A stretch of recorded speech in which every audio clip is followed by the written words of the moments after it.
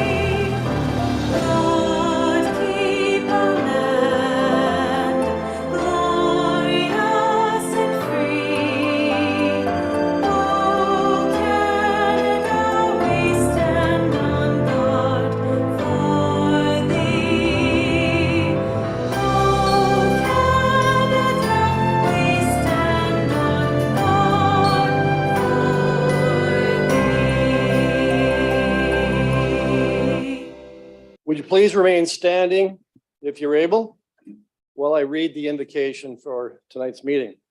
As we come together today, we recognize the great responsibilities laid upon us. Our council will always strive to understand the needs of the people we serve and to use power wisely and well. Our purpose is to establish and maintain a city of prosperity and righteousness where freedom prevails and where justice rules. Let us also not forget those who served our community who are no longer with us, so we can continue to do the work that we must in their memory. Please be seated.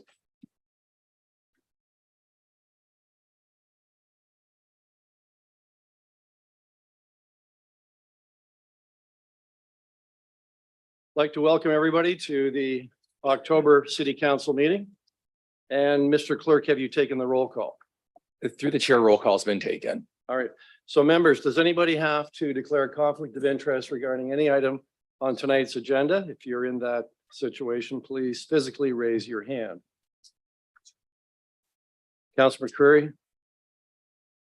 Wall of recognition. Yes, Please declare your conflict.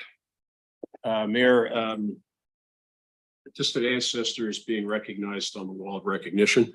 And although it's not a direct pecuniary interest, I feel it best to vacate the vote. All right.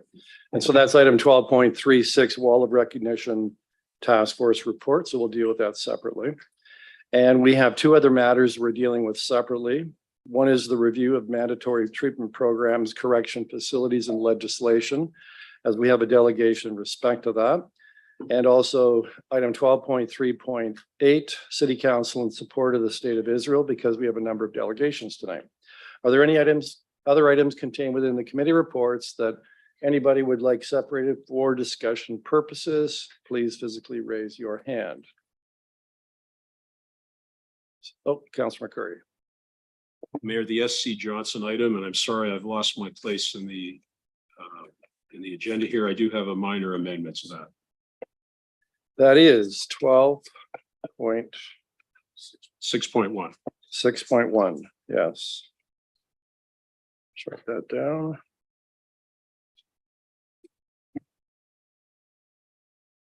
All right. Not seeing other raised hands. I believe Councillor Samuel, you have the motion to approve all items contained in committee reports that have not been separated for discussion purposes. Would you please read your resolution and state your seconder?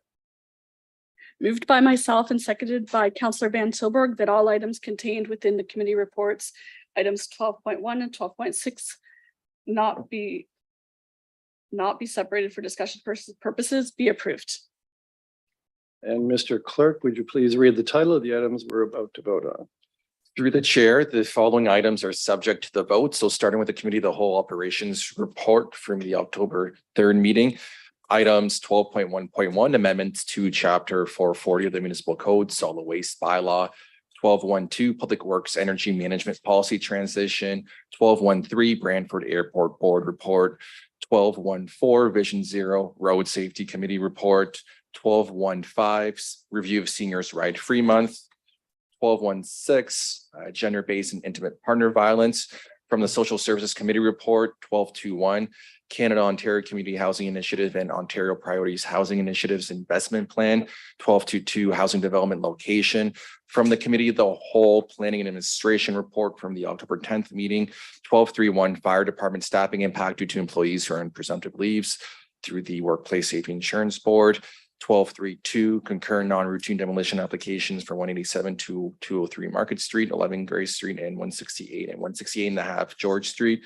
12.3.3 Federation of Canadian Municipalities Board of Directors meeting alternate dates for bid to host. 12.3.4 Downtown Brantford Priority Plan 2023 update. 12.3.5 updates to the City of Brantford Customer Service Standard and Customer Complaints Handling Policy. 12.3.7 Resolution of Municipal Significance Birthday Party and Networking Event from the Estimates Committee Report. 12.4.1 Paramedic Service Draft 2024 Budget. 12 from the Planning Committee Report. 12.5.1 Zoning Bylaw Amendment PZ-26-2022 and Draft Plan of Subdivision for 1175 Donegal Drive. And through the chair, those are all the items. Please take the vote.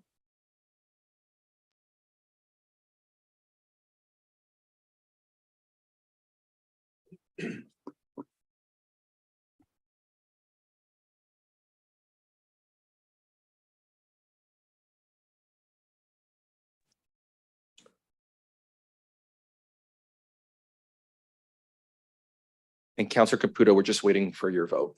Yeah, it's not showing up here. I'm a yes. All items not separated for discussion purposes carries unanimously on a recorded vote of 11-0. Members of council voting in favor are as follows. Councillors Sullivan, Celeste McCurry, Carpenter, Van Tilburg, Samuel Hunt, Martin Caputo, Sokoli, and Mayor Davis. All right, so there are no statutory public hearings on tonight's agenda. We'll move to recognition of achievements, and we do have one recognition of achievement on the agenda this evening. And it regards a certificate of recognition for Tyler Weir. And Councillor Van Tilburg, if you would please join me as we make this presentation.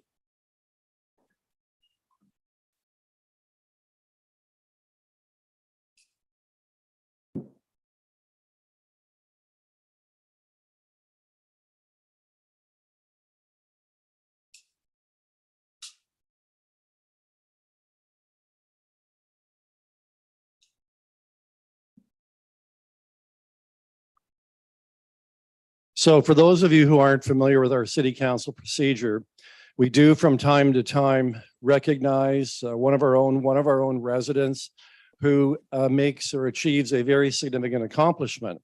And so we're doing that tonight. And thank Councillor Van Tilburg, who brought this forward and asked that it be done. And when he did, we all readily agreed to it. And so the city takes great pride in celebrating the remarkable accomplishments of one of our own, Tyler Weir. So, Tyler, you better stand up and come on over here. And just so you know, that camera at the back is the one that's being broadcast. Come on and stand in the middle. Okay, so you may be asking, what has Tyler done? Tyler, first of all, is a very industrious and dedicated student. And he has been honored as the recipient of the prestigious Schulich Builders Scholarship for Skilled Trades, which is Canada's largest skilled trade scholarship program. Over 300,000 apply, only 1,000 are chosen. Tyler was. And the scholarship's valued at $20,000 and is going to give Tyler the opportunity to pursue his education at Mohawk College in the Heating, Refrigeration, AC Technologies program. So we extend our sincere appreciation to the Schulich Foundation for their unwavering commitment to the promotion of skilled trades and their support of students who are embarking on a career in what can be very gratifying field, ultimately contributing to the growth and prosperity of our community and the building of much needed housing. And Tyler's remarkable achievements serve as a source of inspiration for the youth of Brantford, demonstrating the vast possibilities and opportunities that are open to those in our country who dedicate themselves to a chosen career vocation or a career path.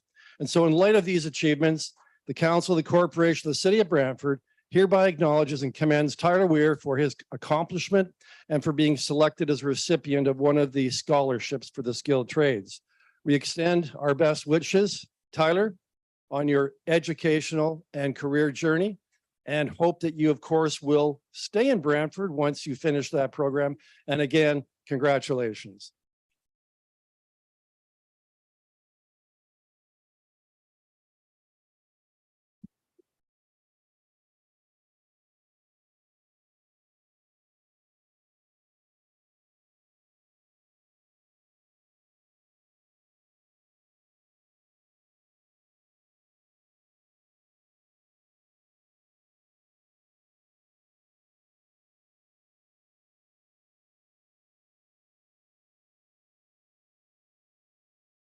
Thanks again, Councillor Van Tilburg.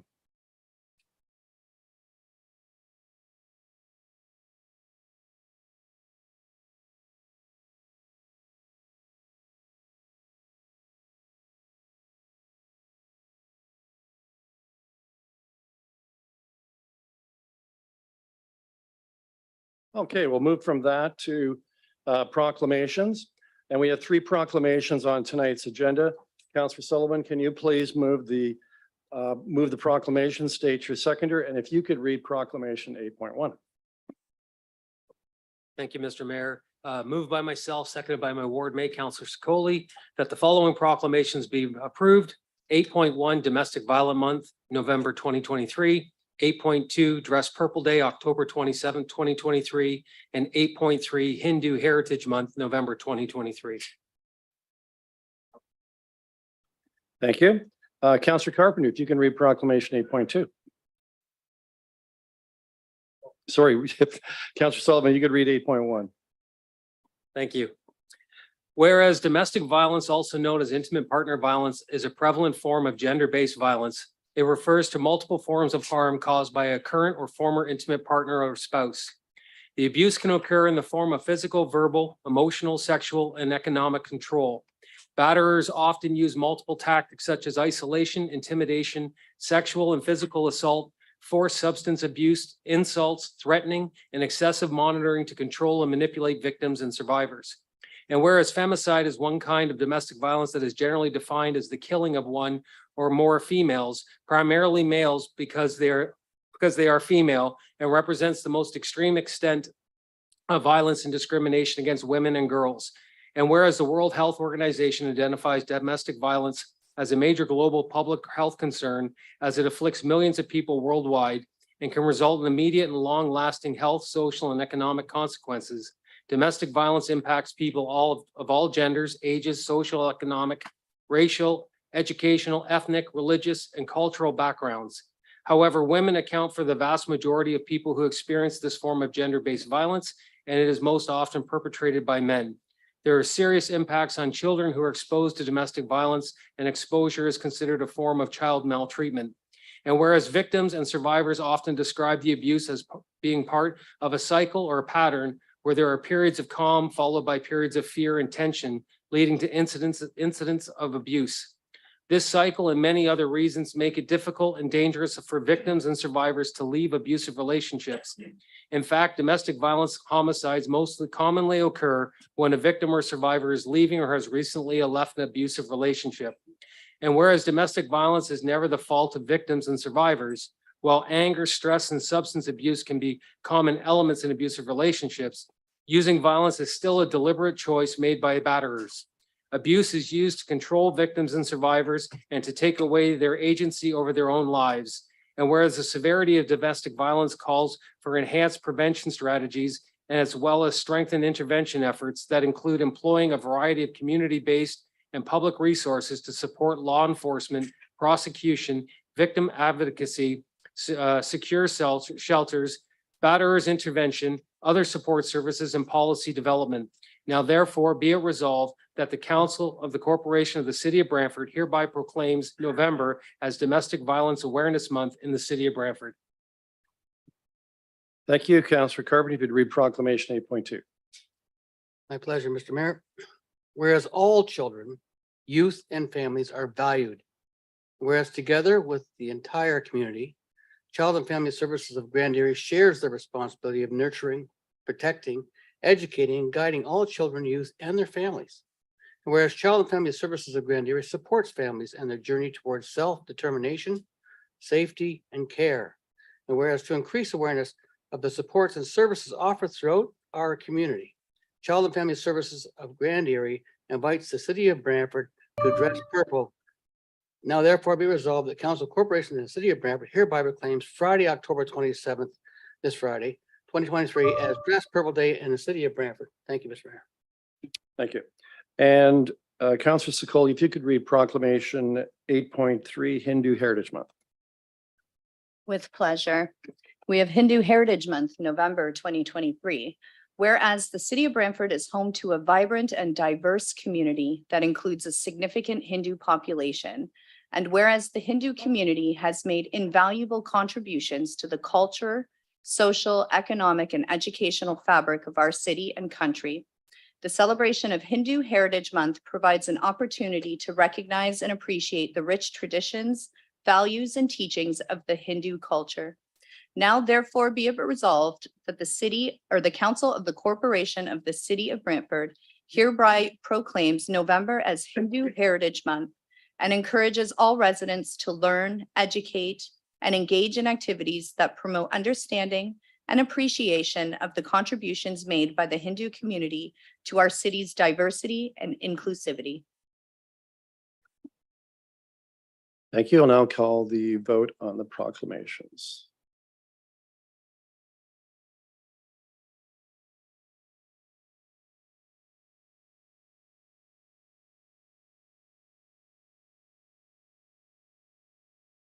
I apologize, Councillor Caputo, but you are muted. Yes.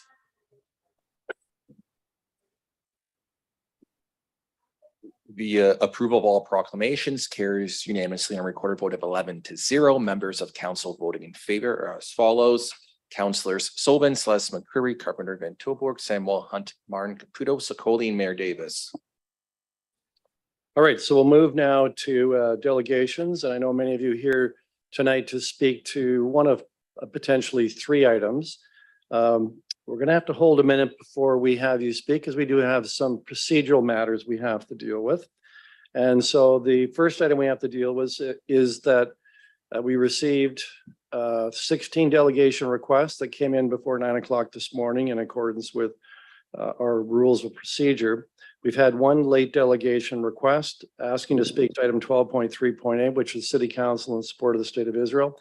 So prior to moving to the delegations, I'd ask it would require a 2/3 vote of this council, a motion and a 2/3 vote. So does anybody want to move a motion to waive the rules? Moved by Councillor Carpenter, second by Councillor Sikoli. So any discussion? Seeing none, I'll call the vote.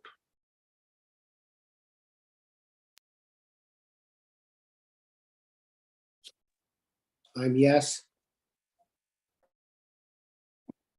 The motion to waive the rules to allow a late delegation carries on a recorded vote of 9-2 with the required 2/3 vote. Members of council voting in favor are as follows. Councillors Celeste McCreary, Carpenter, Van Tilburg, Samuel Hunt, Caputo, Sikoli, Mayor Davis. Members opposed, Councillors Sullivan and Martin. So our procedural bylaw states that we have 1 hour at each meeting, council meeting, for delegations. So we now have 17 delegations. And if the 1 hour rule is applied, which it normally is, that will mean each speaker has 3 minutes and 30 seconds to address the committee. A member of council may make a motion to waive the rules or extend the time limit. So Councillor Carpenter. Councilor Scully beat me to it. I'll let her go first. I'll second it. Councillor Scully, what do you want to move? I'd like to move that each delegate receive 5 minutes to speak. Yeah, that was Second by Councillor that's Carpenter. exactly what I was going to say. Okay, any discussion? And this requires a 2/3 vote. All right, so No discussion? We'll take the vote on this, please. I'm a yes.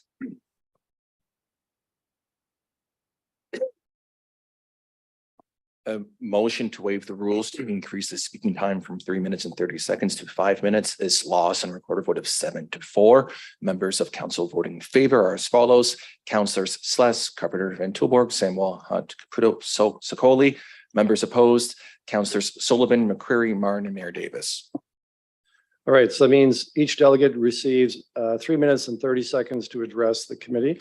We'd ask that you consider that and please be succinct, and probably best that you add to what someone else has said if you want to make best use of your time. Also, I have to tell you that we do have rules.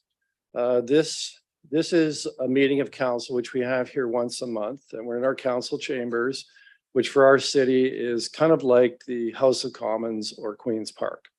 And so we have certain rules that have been in place for many years that encourage this to be a safe place to speak to and discuss many times very contentious and emotionally charged issues. So please bear with me. As I do at every meeting, I have to summarize what the rules are that apply when someone is speaking to us.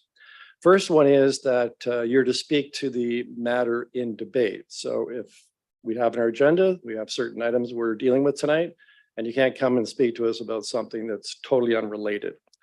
In order to maintain a harmonious and respectful atmosphere during our meeting, we kindly request that delegates adhere to certain guidelines, and to foster a productive and effective environment, we ask that no signs, banners, or placards be displayed in the room except for materials that are deemed necessary, audiovisual aids at the discretion of the chair and the committee. It's also our sincere hope that all individuals present in the room engage in discussions with a focus on politeness and respect. We encourage everyone to employ language that is courteous and refrain from using words or making gestures that the chair may deem to be disrespectful, offensive, insightful, or incendiary. And in the spirit of a fostering environment where all opinions are valued, we ask that attendees refrain from applauding participants or engaging in conversations or behaviors that might disrupt the proceedings of the meeting. Your cooperation observing these guidelines will help contribute to a respectful and inclusive atmosphere where every voice has the opportunity to be heard and respected. And again, they're very similar to the rules that you would see in the House of Commons and Queen's Park. So with that, we'll move forthwith into hearing from the 17 individuals, some of whom have registered virtually.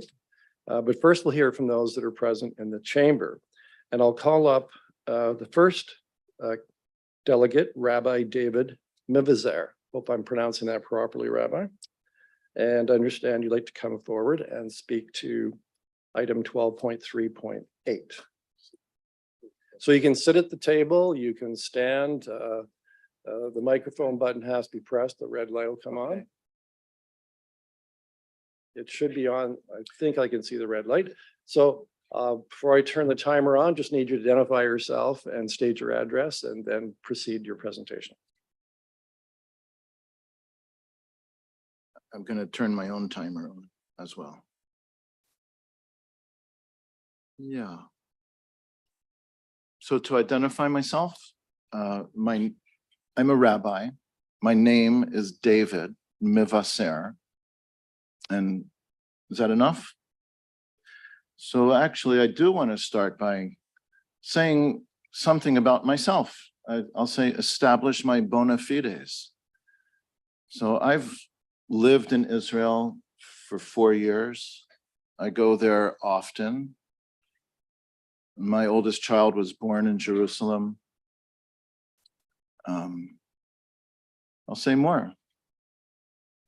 He served in the Israeli military. He was a sharpshooter.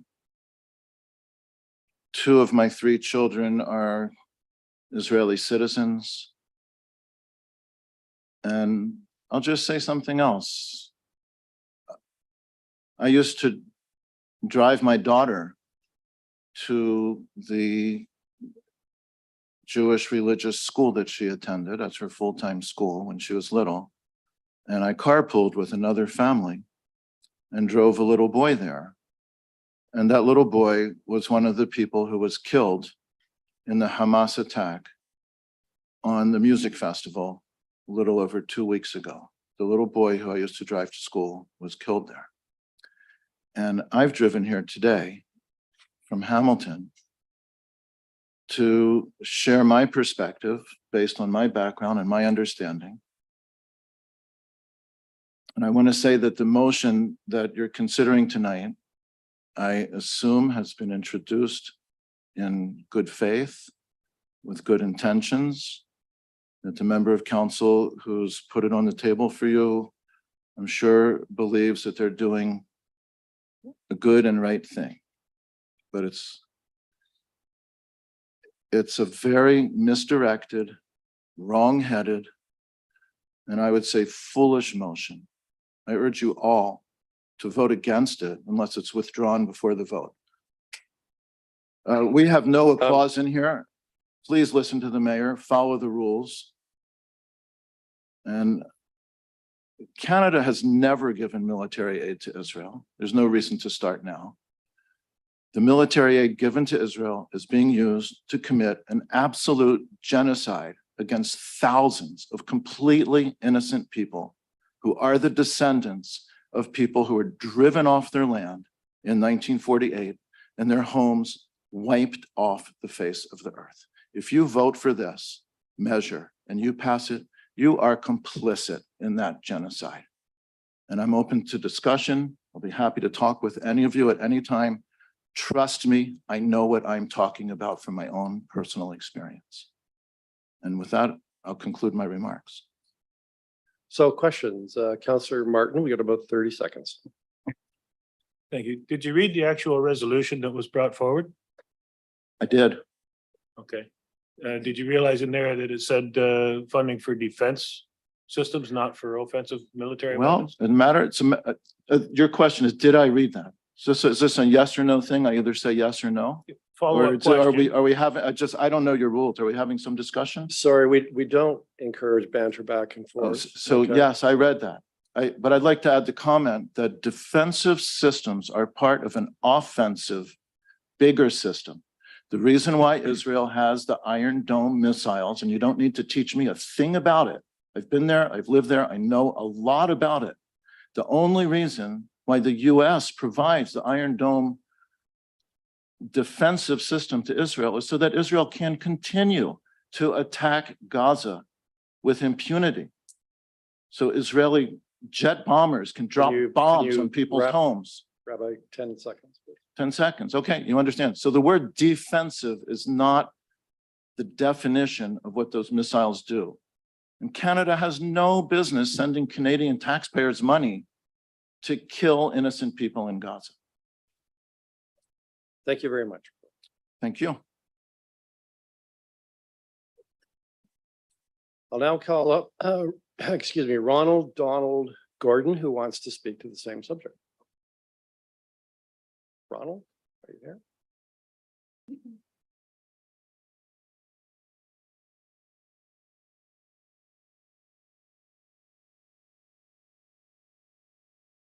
It's Robert. Sorry, Robert. I stand corrected. So, Robert, if you would please state your name and your address, and then you can proceed. Yeah, I'm a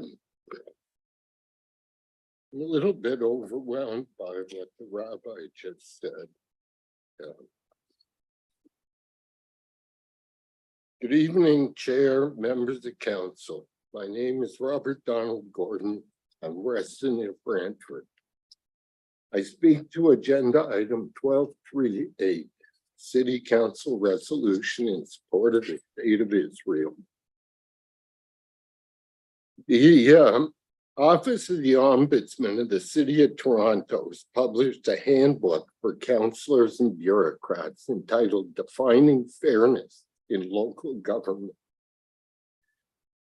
It identifies 3 points that are impermissible for municipal councillors or bureaucrats. An act, omission, decision, or recommendation can be oppressive if it inflicts harm or injury, or it has an effect that is punitive, harsh, or harassing.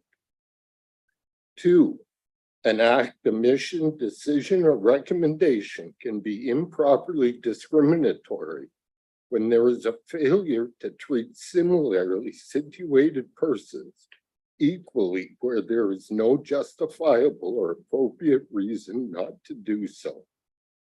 3, a decision, recommendation, act, or omission is unjust if it is contrary to the principles of equity, fairness, or equality, or it is characterized as arbitrary behavior.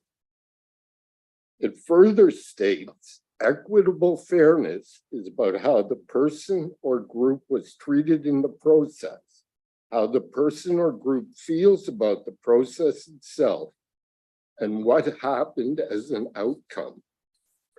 Consequently, in the interest of equity and fairness, I propose council consider the following resolution.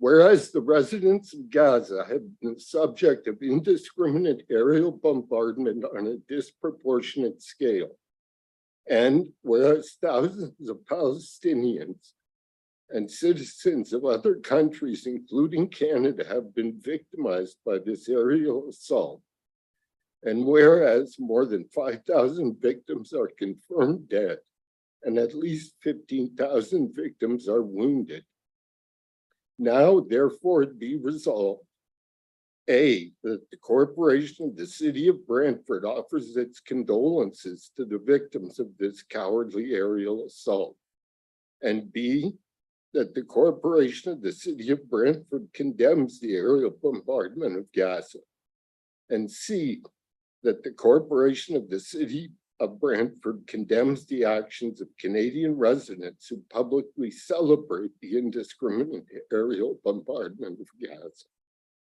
And D, that the corporation of the city of Brantford requests that the government of Canada provide humanitarian aid to Gaza to repair the infrastructure and housing destroyed by Israeli aerial bombardment. And E, that the corporation of the city of Brantford urges the return of all individuals forced out of their homes in Gaza. And F, that as a display of solidarity with Gaza, Brantford City Hall, an alternate light. Can you wrap it in 10 seconds, please, sir? Will be illuminated with the colors of the Palestinian flag until the cessation of hostilities. If the lighting is not available, then staff be directed to fly the Palestinian flag at half-mast on alternate days. This concludes Thank you, sir. my comments. Thank you very much, Mr. Gordon. Thank you for coming up.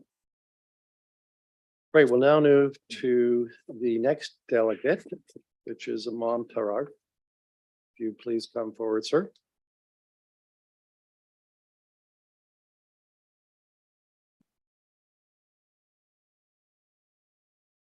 I think you know, Imam, what the procedure is. So, Abu Noman Tariq, Imam.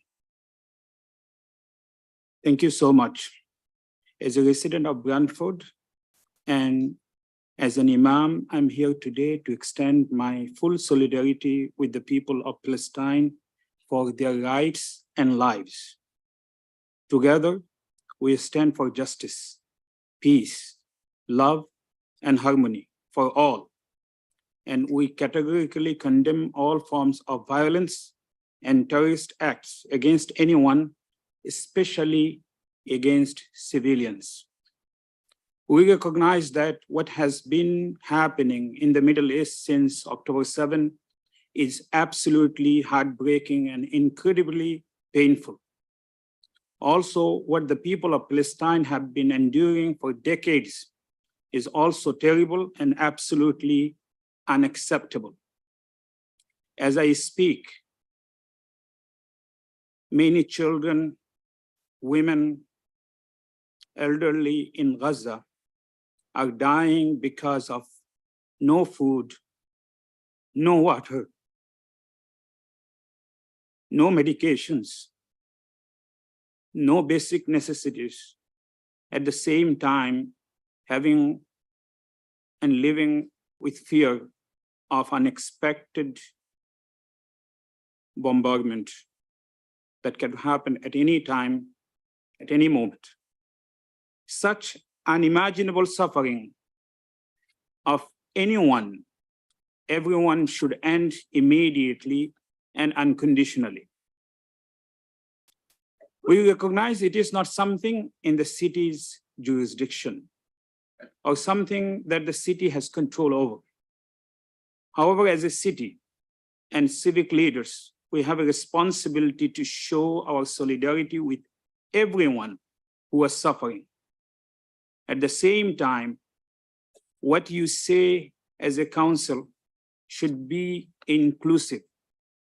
We should not allow or minimize suffering of some people over others because who they are.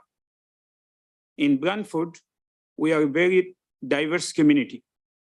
There is an incredible pain, grief, helplessness being felt by many residents of our city who are Palestinian, who are Arab, who are Muslims, who are Christians, Arab, and with many others with any backgrounds because of your non-inclusive resolution that has been proposed.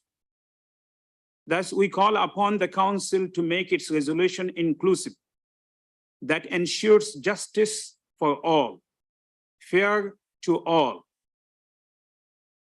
Let's demand an immediate ceasefire and the permanent end of occupation of the Palestinian people and permanent peace for all in the Middle East.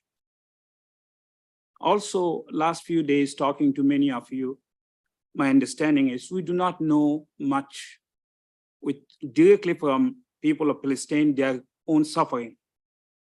So it is crucial Come on, to 10 create seconds, please. a platform for diverse perspectives and narratives, fostering open and healthy dialogue about all matters, especially about the people of Palestine and their sufferings. I end by thanking the council for all your positive and inclusive works over the years and hope today's resolution will be also an inclusive one.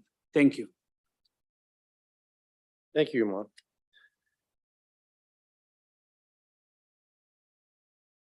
So next, Abraham Kanan. Hopefully, I probably have mispronounced it, sir. I apologize. You did great, Your Worship. I'm Ibrahim Kanan. From a Palestinian origin. I'm proud Palestinian, as well as a proud Canadian, and a proud Brantford resident. I always brag about Brantford. I tell my neighbors, Hamiltonians, when I meet them, I tell them, come and visit Brantford. We don't have a Barton Street. I'm referring to the CAA annual, statistics that the worst street in Canada is Barton. So we don't have this here. I guess you're doing a great job. Until Mr. McCreary, my counselor, who I've had his sign all the previous elections on my lawn, come up with this resolution, which I considered as an attack on me, on my kids, on my grandchildren. 3 of them born here in Brantford. The image of that kid in Chicago never left me. 6 years old kid, got killed, stabbed. Why? Because of the media, because of such resolutions, taking one side of the story. I fear for my kids, for my grandchildren. I have 7 grandchildren here in Canada.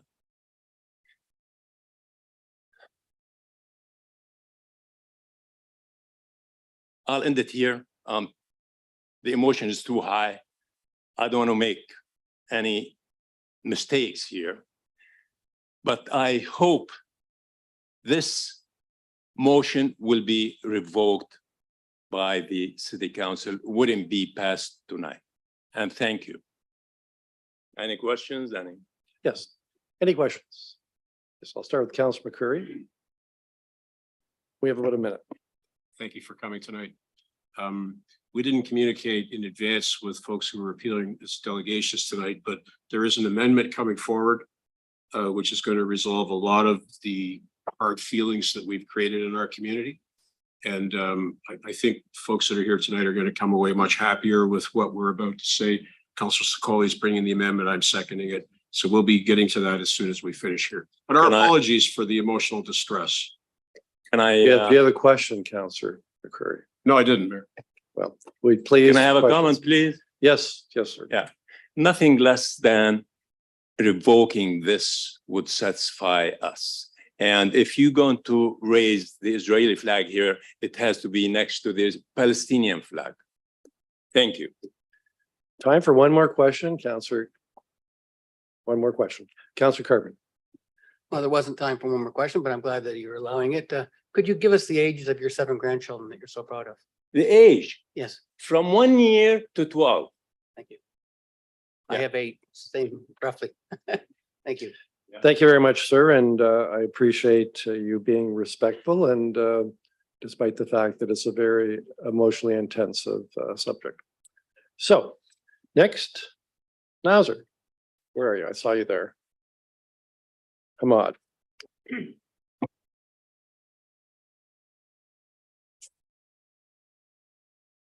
I'll try to change I have lots of things I need to talk or to say, but I know 3 minutes is not enough. So I'll just come to a few points. First of all, like my name, for people who doesn't know me, my name is Nasser Hamid. I represent, I'm the president of the Muslim Association of Brantford and also the president of the Palestinian Association of Brantford. And like Ibrahim used to say, there is an Arab association in Brantford. I'll be the president too. So anyhow, what I'm saying here, I was born in Jerusalem. I am proud Palestinian. I'm proud Canadian. I'm proud also citizen of Brantford. In 1967, I think I met a few of you and I said the same thing. I'm gonna repeat it for the rest. 1967, my family was pushed away because of the war in the West Bank. And we were pushed and we stayed 3 nights in a cave, running out from the militia, Israeli militia, who were going after the villagers and killing them. Anyhow, I'll try to make it short. Then we moved to Kuwait. Kuwait, I lived all my life in Kuwait till Saddam, he invaded Kuwait. So I lived another trauma where for 8 months, we were with no electricity, we were there's no food, and we had a really bombarding even in Kuwait. So I feel it, even though it was far away, but I feel when those bombs goes in Gaza, it breaks my heart, and it's just too emotional even to describe it.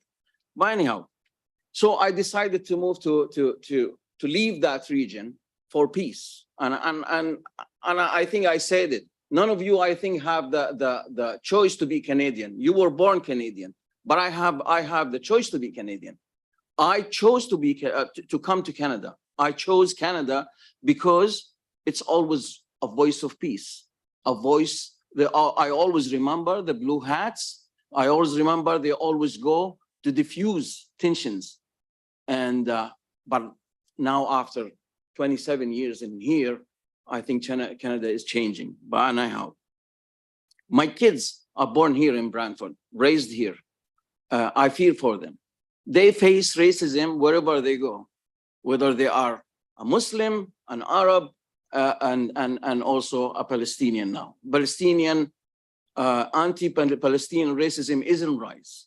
I will come so I moved in Brantford, and And I remember brother, the late Muhammad Farram, we worked and when we started the Muslim Association of Brantford, and we went through the 9/11, and everybody knows what happened in 9/11.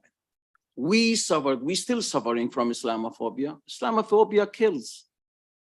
And it kills so many people. London is very close to us. Full family got gone. And now we have seen the 6 years old in Chicago. And also we have people in our community who've been attacked, thrown, like some professionals. I know a friend of mine in Calgary, their business got destroyed because he came in CBC and he said, Hazard, stop 10 this. seconds, please. Okay. Anyhow, I'm coming here to tell you that this motion, it's affecting this citizen of Brantford. You know, if this motion moves, it's creating the division in this community. And I fear for my community. I'm asking, I'm demanding, hopefully, that will be revoked. Thank you very much, Nazar. Thank you. Next, Anwar Dawes.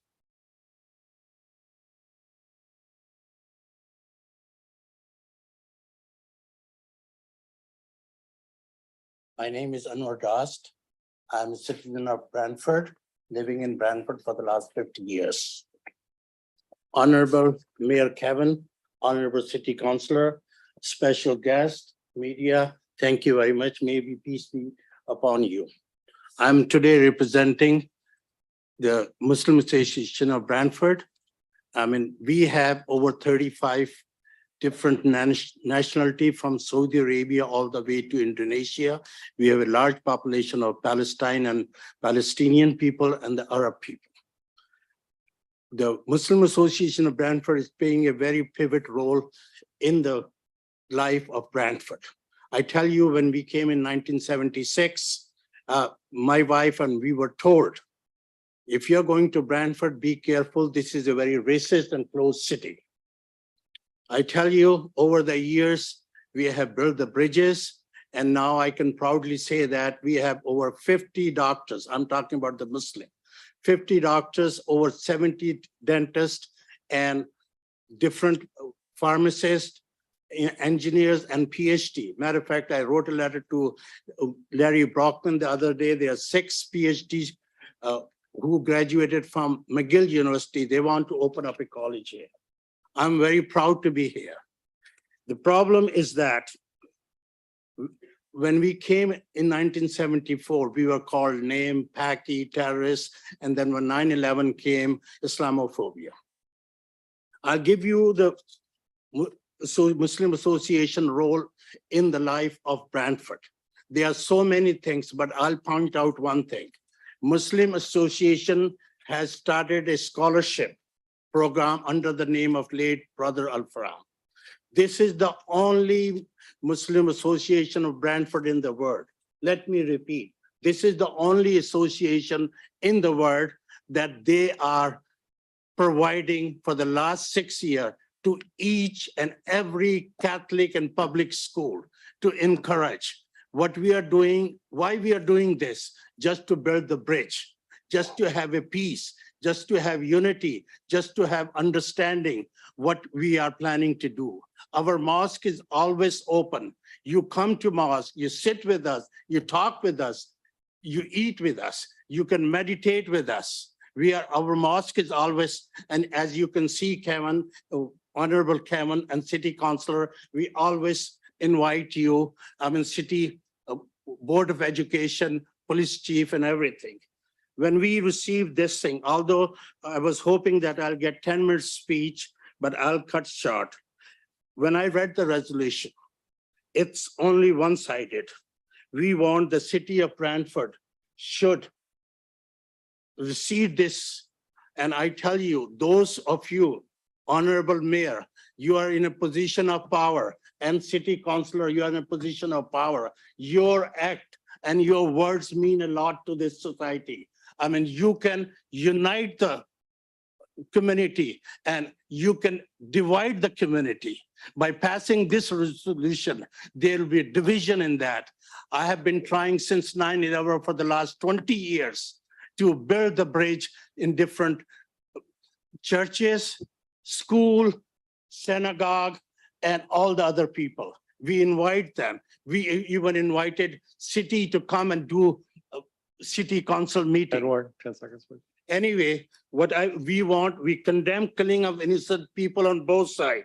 We want immediate ceasefire. We want Israel to stop bombing innocent Gaza people, stop bombing the hospital, mosques, churches, and stop the siege of Gaza, water, food, medicine, electricity. I can tell you our prison are 1,000 times better than the living condition of Gaza people living there. I love to be in the prison than to be in Gaza. Thank you very much for giving the opportunity. If I have said anything to offend, I want to apologize. And if any of my community people have said to offend any bit, I want to apologize on his or her behalf. Thank you very much. No apology necessary. Thank you very much. Edward. Thank you very much. Next, Abdullah Kabali.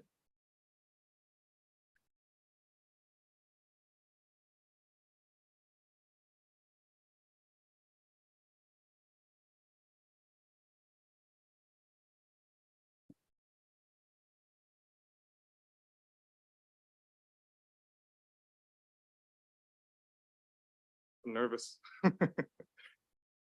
My name is Abdullah Kiblawi. I've been in Brantford for 23 years. I came here when I was 15. I went to Mohawk College. I went to St. John's first. Then I went to Mohawk College. Then I went to McMaster at 31 years of age. I didn't get celebrated, but I really loved what I saw here today. But at 31 years old, going back to university, I studied real hard, being a father of 4 kids and having a mom, working really hard, full-time and studying at Mac. And 4 years later, I graduated and I won the McMaster's MAPS gold medal for achieving the highest GPA. This was 3 years ago. Nobody celebrated that, but that's okay. From Palestine, coming from Palestine, we value education. We value hard work. We value being a productive member of society. I didn't plan to say any of this today, but it's just seeing the things that happened today that came to mind. Now, thank you for the opportunity to speak. Before I say anything about Gaza, and please forgive me if I don't mean any ill intent with this, but I'm going to talk a little bit about Indigenous history and try to tie that with what's happening in Palestine today. So before I say anything about Gaza, I want to recognize that we're standing on ground that belongs to the Indigenous people. I came here, like everyone else here, from somewhere else. My brother is actually married to a wonderful Indigenous woman, and my nieces, 2 girls, whom I love very, very much, are half Indigenous, and I love that. And the reason why I think this is important is because it demonstrates that we've achieved peace here. There's been some hard times in Canada's history. Canada's history isn't clean. We didn't get to power, we didn't get to independence by handing flowers. It wasn't pretty. But today, we acknowledge that, we recognize that, we reconcile that, we continue reconciling that to this day. I still hear news after news about Canada reconciling with the Indigenous people. And I think that shared history with what's happening, that history that Canada has, and what's happening in Palestine today, it's the same thing. We've been through that. We have the experience, we have the rationale, we have the same set of mind to be Israel's ally for peace, to do there what is done here, to have there what we have here. I mean, the people living in Gaza prefer death over life. Why? We have to ask ourselves why. And so Canada needs to be that wise voice to Israel to come to a better peace, just like Canada did. So I invite Canada, I invite its leaders, I invite everyone here today to rise to this occasion. We have an obligation to rise to the occasion. We have an obligation to not repeat the mistakes of the past. We have an obligation to recognize the suffering conditions that the people of Gaza are made to live under. They're not choosing to live under. We have an obligation because of our history. We have an obligation to tear down the walls. We have an obligation to be that wise voice in Israel's ear for a better future. That is what we mean when we say Free Palestine. We don't support terror. We want to live in peace. That is what it means to free Palestine. So please revoke this motion, and we're happy to support a motion that condemns violence on both sides and brings peace. Thank you. Thank you. Dooley didn't look very nervous for very long. We hit the 3-minute, 30-second mark, so thank you.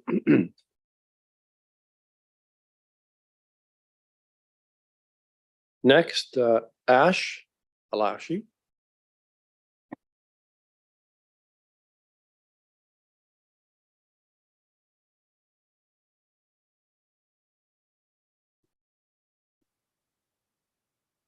Assalamu alaikum, everyone. We'll start with our Islamic greetings, peace upon everybody here. Honorable Mayor, your councilors. My name is Ashraf Alashi. I go by Ash. We moved from Burlington to Brantford in 2004, West Brant area, Ward number 1, to what we call home right now. I'm one of 2 working partners in an engineering firm out of St. Catharines. We cater to from small to medium firms all across Canada and the US. I'm the VP of engineers there. We have been in business a little bit over 22 years now. We have footprints in automations, metal processing, metal castings, all the way to aerospace. And I have worked closely to late Imam Faram, Nasser Hamid, Anwar Dost, and other Muslim community leaders to establish a safe and prosperous integrated Muslim community here in Brantford. I'm here as an individual. I don't represent any organizations. I'm a resident of Brantford, and I'm here as a human advocate. And above all, I'm a Canadian with a Palestinian roots, specifically from Gaza. And I was actually with one of my uncles today over the phone. It's so hard to get a hold of anyone there, and the situation there is dire. I'm sad. I'm mad. I'm very angry of what's going on right now. The killings of the civilian, kids and women, and what the Western media is calling war. In fact, it's nothing but a genocide and an ethnic cleansing of a nation, where the whole world is staying still and watching. And then I'm infuriated when I saw the divisive proposed motion by Councillor Dan from the city I call home. I'm not here to give a history about Palestine. Everything's out there. You get to choose what you want to see, what you want to believe, and what's happening right now in Palestine. Whereas the Israeli Zionist enterprise was and is built on the blood of murdered Palestinians for 75 years, I strongly believe we should take into that account when we vote on that motion. My parents, my mom was born in Java. May God be pleased with her soul. My dad was born in Gaza. My dad left to have his education in Egypt. He couldn't get back. My mom lived on 500 acres of orange trees and beautiful big house family. My grandfather decided to take them out of that area because of the unsettled issues back then. He said, you know what, we'll go to Egypt, we'll spend a week there. Since then, they could not get back. Their house was taken, the land was annexed, and we still have the key for that house.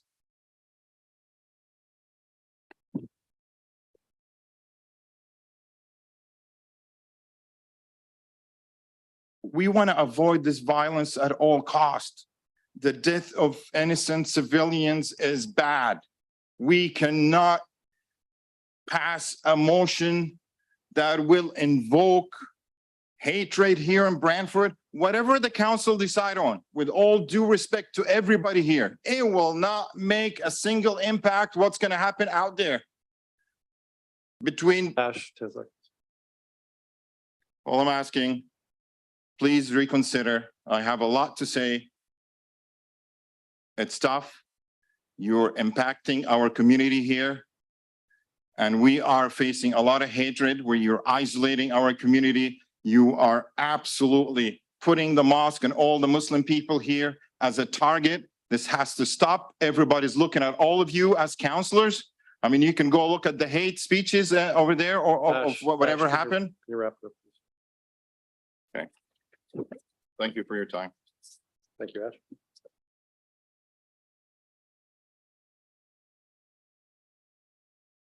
So now I'll call up Candace Perkins.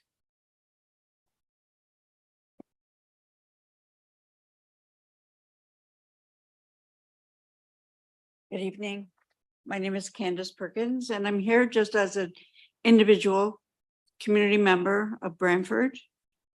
And I'm here to ask, I'm here to express my displeasure about the resolution to support Israel. Over the last 2 weeks, much has come to light on the state of Israel's role as an oppressor for over 70 years. We are starting to hear more and listen about the suffering that the people of Palestine have endured for generations, such as the withholding of basic necessities like water, electricity, medicine, food. The generations-long occupation of Palestine by Israel, as explained by Michael Link, the UN Special Rapporteur for the situation of human rights in the Palestine territory, is apartheid. To support the state of Israel is to be complicit in the atrocities that are occurring as we speak. Furthermore, as evidenced in the letter to City Council from Nasser Ahmad, the president of the Muslim Association of Brantford, this potential resolution has caused disappointment, frustration, shock, and disbelief to the Muslim community. He states in his letter that a pronounced bias was exhibited towards the situation in Israel, with a palpable neglect of the dire circumstances in Gaza. The last thing we need as a community, as a province, as a country, is more division. I stand in solidarity with the Muslim community. They have my love and my full support. So to close, I would like to say that I think the best thing to do would be to use our voice, use our community to do something positive. We need to call on the Canadian government for an immediate ceasefire. And I'd just like to end with this. Nobody is free until we are all free. Thank you. Hang on, Candace, you didn't use Candace. There could be a couple of questions because you went 2 minutes. Any questions for Candace? Seeing none. Thank you very much. Next on the list is James Cairns.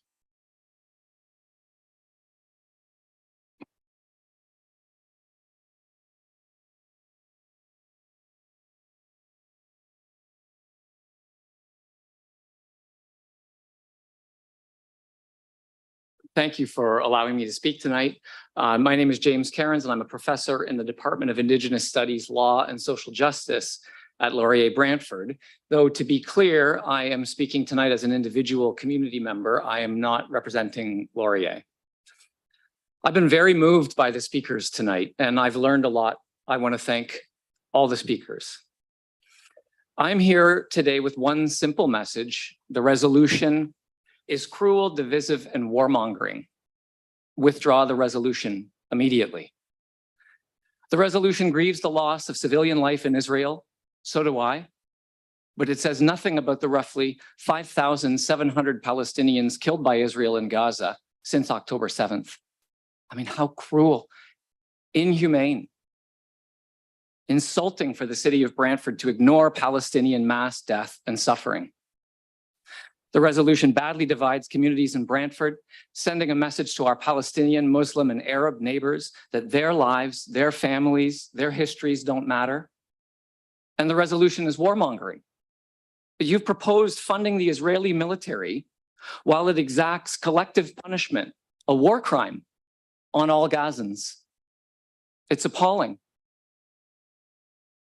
I'm not a lone voice at Laurier. In fact, I come tonight with an open letter to council signed by 27 Laurier faculty from more than 10 different programs, saying simply, this resolution must not pass because it is divisive, unbalanced, and inflammatory. We worry especially about the effect of your resolution on our students and colleagues. In the past several days, I've had many students come to me and say, I feel abandoned by the city. I feel attacked by the city. A former student wrote to me yesterday, quote, "The only reason I was able to live and study in Brantford is because of the direction my grandparents fled during Israel's ethnic cleansing of Palestinians in 1948, fleeing their villages and massacres to make way for the Israeli state.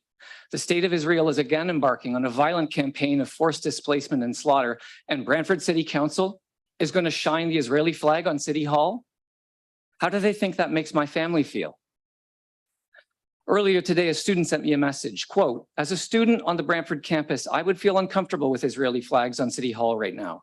Having these flags up would state that the community does not recognize the pain Muslim and Palestinian students are feeling at this time, and it would be an act of betrayal against these communities. Listen to these students. This resolution will be a setback for inclusivity and safety on campus and throughout Brantford." Does council want to make a statement that's true to the history and complexity of the situation? Excellent. Then do the research. Talk about all the facts. And that means talking about Israel's ethnic cleansing of 800,000 Palestinians from their ancestral lands in 1948. It means talking about Israel's obligations as an occupying power to protect and care for Palestinians in Gaza and the West Bank, as outlined by the Geneva Convention.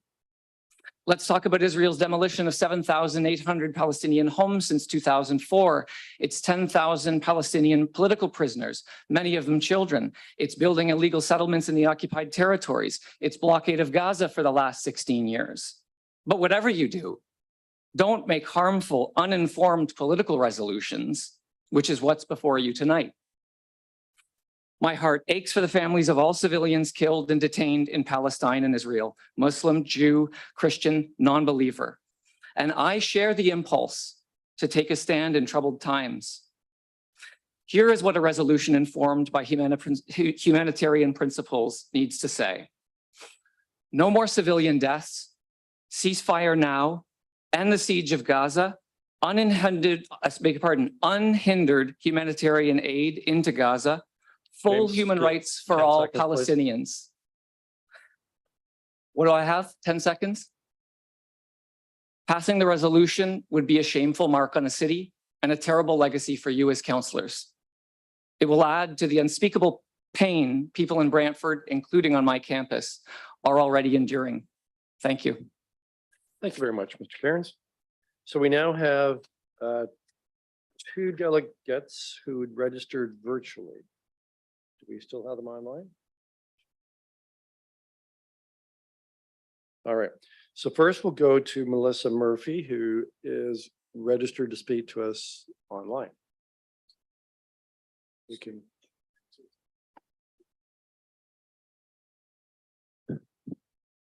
There you are, Melissa. If you could. You're probably aware that you have 3 minutes, 30 seconds. Okay, and my volume's good? Once you've introduced yourself. Okay, my name is Melissa Murphy. I am a Laurier student. I live at 108 Baldwin Ave. I'm here today to discuss my concerns for the resolution in support of the State of Israel, specifically Section D and Section F.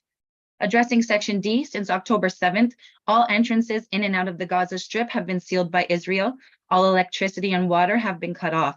The people within have no safe place to go as Israel continues to bombard Gaza with nonstop, indiscriminate airstrikes on residential homes, schools, places of worship, bakeries, grain mills, and farmers' fields. And my city council members want my prime minister to use my tax dollars to send financial aid to the nation of Israel to replenish depleted stocks of defensive anti-missile systems to a country blatantly committing war crimes.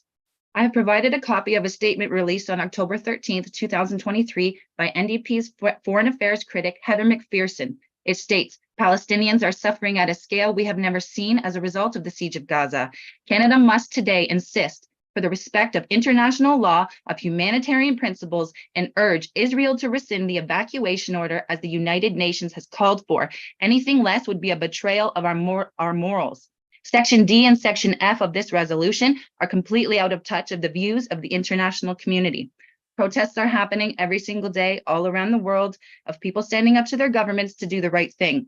The 60 million Canada is providing in humanitarian aid, along with the unmeasurable amount of aid being sent by almost every other country in the world, is not even entering the Gaza Strip. The UN continues to make statements that this aid is a drop in the ocean and nowhere near enough. Regarding Section F, when I hear the UN appeal to the international community that, quote, this violence will never end unless leaders stand up and take the brave, humane choices that are required by fundamental humanity, the first step must be an immediate humanitarian ceasefire, saving the lives of the civilians through the delivery of prompt and effective humanitarian aid throughout Gaza, providing according to need and not limited by any other arbitrary criteria. This resolution tells me that Brantford's response to an unprecedented humanitarian crisis is to send more weapons. Brantford's response to an unprecedented humanitarian crisis is to spend our tax dollars illuminating our city with the colors and flag of a country that is blatantly committing war crimes and perpetuating racism. As the city that is home to Canada's longest running residential school, I expect Brantford, especially its elected council members, to be against any action that could perpetuate racism and acts of hate committed against people based on their race or religion.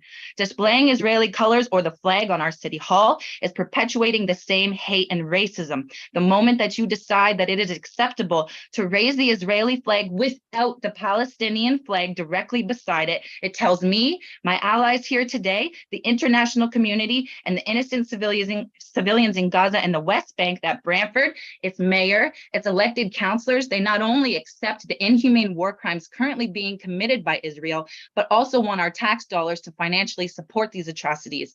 This is an unprecedented international emergency, and Brantford needs to make a clear stance that we do not accept what is happening in Gaza. Carelessly displaying virtual support for Israel is a mistake, and it will send a message to the international community that Brantford just doesn't care about Palestinians and their human rights. Please carefully consider your vote today and its major impact that it will have on the message that we are sending to the international community. I spoke yesterday with two councillors. 10 seconds, please. Councillor McCreary, you and I did speak on the phone yesterday in regards to this, and you ended our call. Thank you so much for allowing me to speak today. Thank you for coming in virtually. And we have one other virtual delegate, Aisha Shire. Thank you, Melissa, for coming in.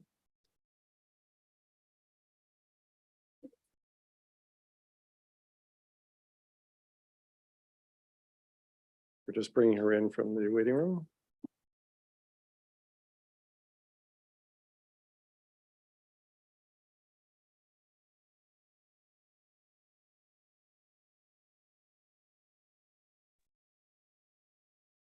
Oops, there you are, Aisha. Hi, can everybody hear me? Yes, we can. So just confirm your identity and then I can set the timer. Thanks.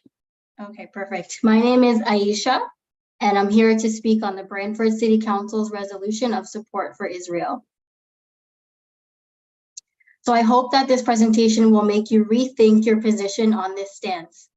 When I first heard City Council's position on this matter, I was disappointed and appalled. For those of you who are unaware, I will aim to educate you on what supporting Israel truly means.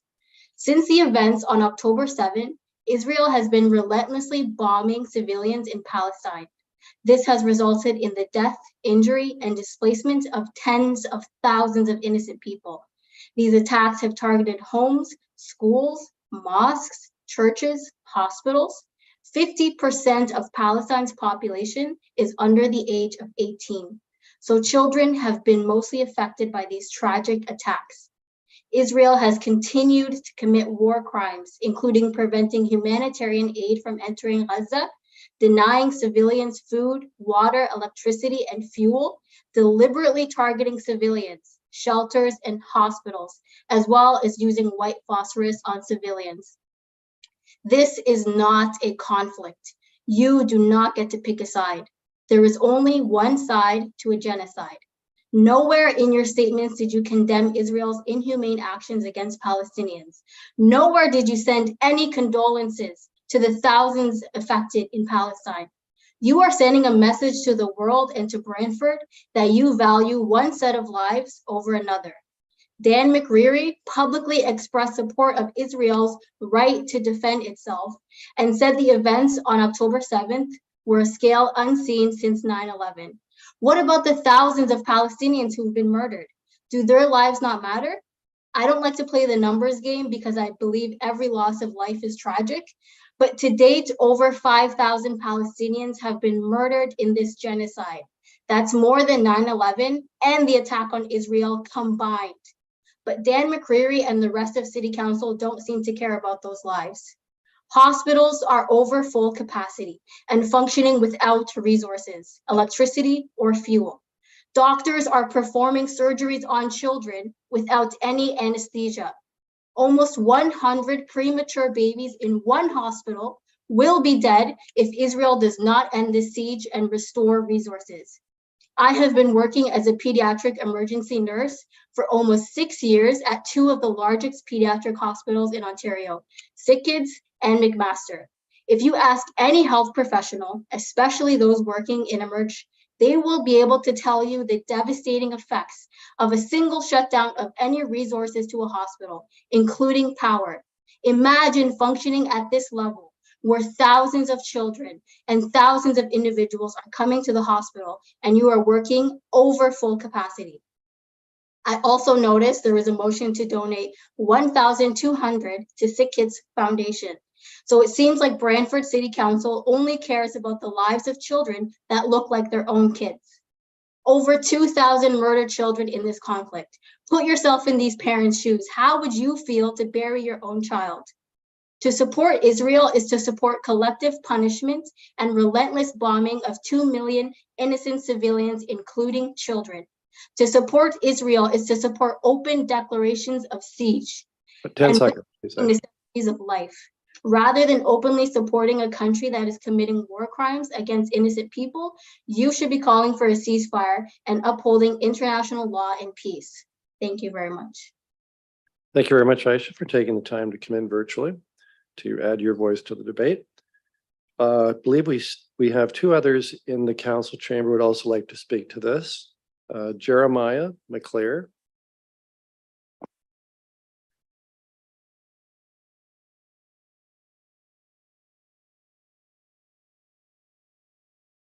Jeremiah, just identify yourself, please, and then present. Hi, I'm Jeremiah McCleary. I've lived in Burford my whole life. I've been born and raised Canadian. The last 11 months I spent in the West Bank in Bethlehem working. And I want to speak a little bit to what I saw there and what I understand about the situation. While I was there, I know people who were kidnapped by the IDF without any charges. I'm sorry, I'm a little bit emotional. I know the place where my group volunteered, there was a children's day program, and it was one of the most tear gas spots in the world. And it has a sign advertising that, and there's businesses making necklaces and flower pots out of all the tear gas canisters laying around.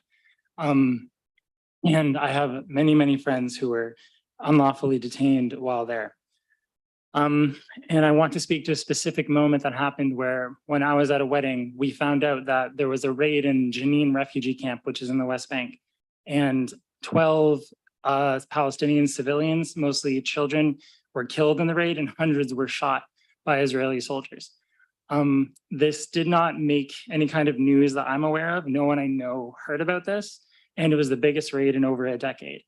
And then the next day, a Palestinian came into Jerusalem and killed 6 Israelis in a synagogue in retaliation.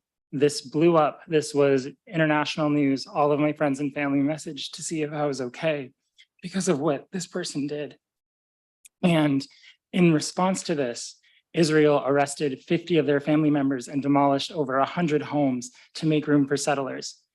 It is not advertised that this is in response to things that have been happening for over 75 years, and that the people who are currently acting against Israel are usually like 19, 20-year-olds who their grandparents and their parents have been martyrs, and their family has been killed and oppressed by the Israelis for generations upon generations.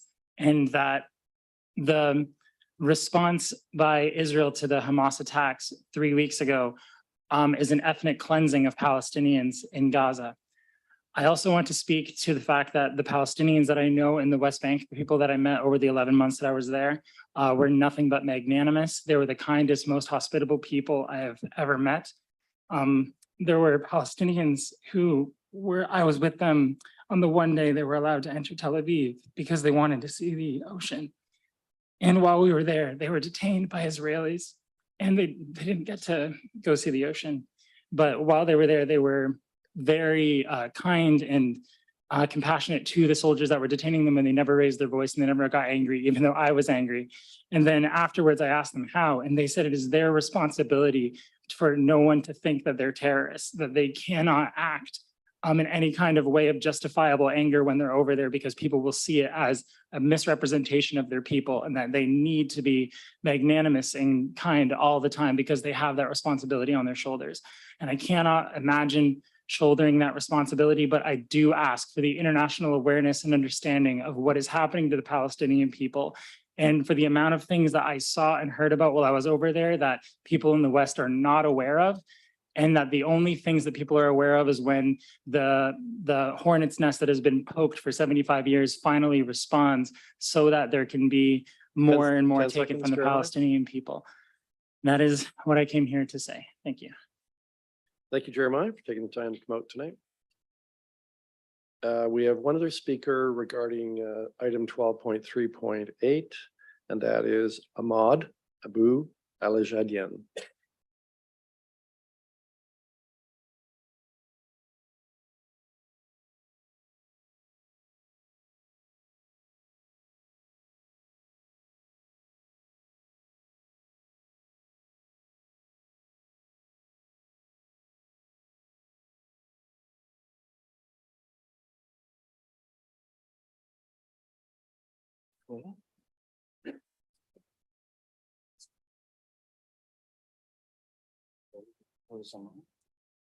Ma, did you want to stand or did you want to sit? Stand, I don't need. Okay.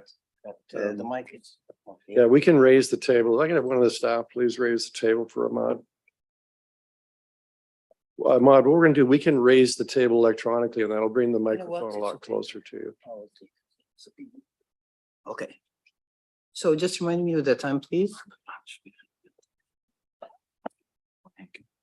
Remind me of the time, please.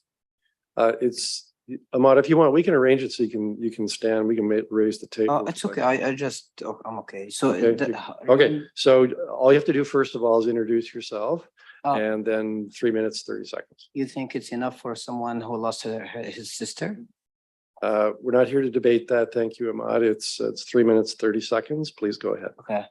So my name is Ahmad. I am from Gaza. I am just here. All my family there. Please don't pass this motion and I will say why now. So I lost my sister, her kids. Today they collect them as small pieces. I lost my uncle. I lost my cousin. They're not doing any fight positions or anything like that. They just sit home. 2 days ago, my wife was pregnant and she delivered with no electricity. And you can imagine that.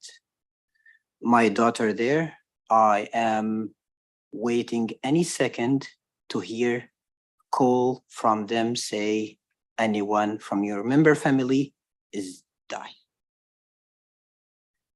I have no family here, no family. I hoping to see them soon. But with that genocide, I cannot call it except this way. I don't know if I will see them again. All my family is there. I got call today from my brother, said, please help us to get food. But I'm not able to, because no way to get them anything there. Okay. In 2014, I was there. I got injured there from that war. It was 2014. I carried my friend. He was killed by bombs, like take him away. And I just get some peace from him and I ran away. well, look at me, put your eyes in my, put your eyes, like councilors, put your eyes in my eyes. And if you want to pass it, then that's your humanity feel. I am first time speak. I did not speak anytime before. I have no paper to read from, but I have my heart to read from. If I did not see the Israeli flag, my heart will feel it. Remember, just give me a convinced answer. I lost my sister. I lost my sister. I lost my sister. Just give me a convinced answer why we will support killing my family. Please give me a convinced answer, and thank you. Hang on a minute, Ahmad, there may be some questions for you. Any questions for Ahmad? No? Thank you very much, Ahmad, for coming forward.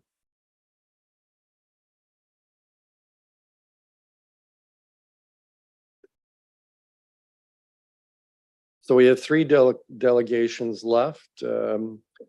One remaining who would like to speak to the resolution that 12.3.8. So I think we'll have her come forward, and the other two are in respect to another matter. So Ella Haley, if you're here, if you'd like to come forward, please.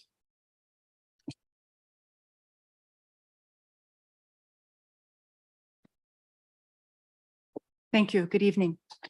I'd like to read a statement that was issued a few hours ago from the First Minister of Scotland. I think that they're exemplary in how they're looking at the issue. This is Humza Yousaf, and his statement is, "Let us all unite in saying clearly that the overwhelming majority of men, women, and children in Gaza have nothing to do with Hamas, and they must not be punished for Hamas's crimes. Cutting off electricity, food, water, fuel supplies to the people of Gaza is collective punishment, and it must be condemned in the strongest possible manner. International law must always, and especially when it's difficult, be respected.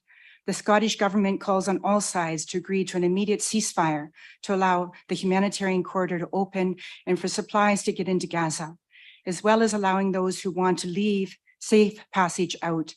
The trickle of aid arriving in Gaza must be significantly increased without delay. It must include fuel.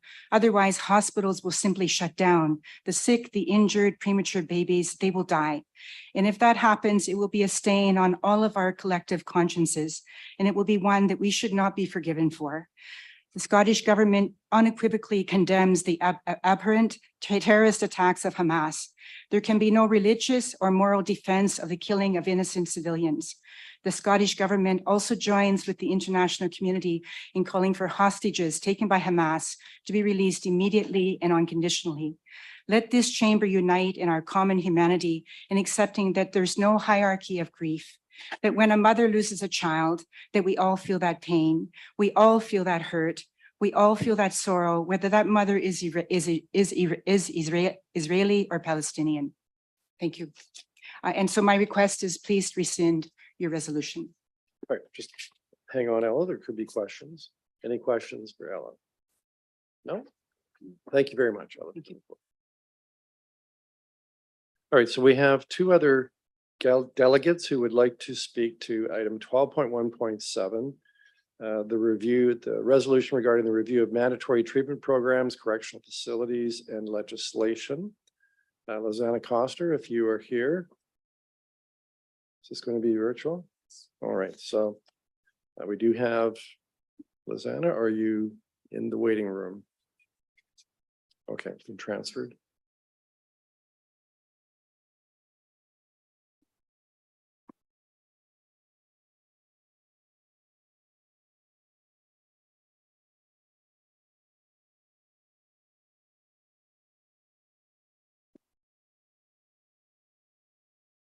So Lizanna, are you there? Yeah, I am. I'm just trying to unmute here. Okay. Hi. So Lizanna, if you would please identify yourself, and then you have 3 minutes, 30 seconds to speak to this item. Okay, thank you. Good evening to everyone. My name is Lizanna Coster. I own Old World Marketplace, a vintage and a thrift shop located at 203 Colburn Street. As a resident and merchant, I want to see downtown succeed and be a place to be proud of, as do my fellow business owners. To give you a little background on my education and work experience, I have a BA in psychology, an MA in family therapy, and a certification in chemical dependency and mediation. I completed a 2-year internship dealing with these issues hands-on. I worked in a chemical dependency unit in St. Joseph's Hospital in California, counseling youths 12 to 18 years old, and was also a therapist in a group home. For 4 years, I worked with kids aged 13 to 18 at Sprucedale Youth Detention Center in Simcoe. Most were convicted of serious offenses, substance use, and drug trafficking. Throughout my career in therapy and chemical dependency, I have witnessed many people return to living happy, productive lives. In my experience, there was a very good success rate of recovery with proper treatment and training. There is a great need for rehab in mandatory facilities, as our streets in all cities are filled with drug and mental issues. Only things will get worse without proper care. Addiction is a difficult situation to deal with for many people, and they are not always willing to go for help voluntarily. Those with mental health issues can function very well with medication and effective treatment in a mental health facility. This is a huge, complex issue, which is beyond a municipality's scope to organize and fund. While Mike Harris was in office, he closed many much-needed mental health care facilities and minor crime correctional centers like Birch. I suggest that provincial and federal government take responsibility for providing these mandatory facilities offering treatment, training, and therapy to rehab individuals back to good physical and mental health, free from addiction and well-equipped to function in society. Thank you very much for letting me speak. Just hold a minute there. Lizanna, there may be some questions for you. Any questions for Lizanna? Councillor Carpenter. Yes, when you talk about full rehab facilities, the rehab facilities work if we don't have housing for people after treatment or as part of treatment, wraparound services?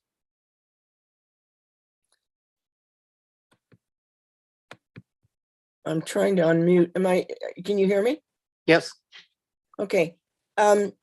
I do believe beyond what I just said here, I believe that we need to build places rather like a retirement home where they're not in a private apartment, but they're in a bedroom. And this is after rehab. They're in a bedroom, they share dining, they learn how to live in reality and learn how to do what normal people, well, I don't want to use the word normal, that people do to function in society. So I think we need to build these places. Now, in Toronto, Vancouver, there's big buildings that are empty right now that could be converted into this type of housing to help people. So they could be then. I'm sorry, Councillor Carpenter, we've hit the 3 minutes, 30 seconds. Thank you very much, Lizanna. I very much appreciate you coming tonight and bringing your perspective on this issue. Thank you very much. Okay. All right, so we have one last speaker, and it's in respect to the same item, and it's Gregory Walshaw. I believe you're here.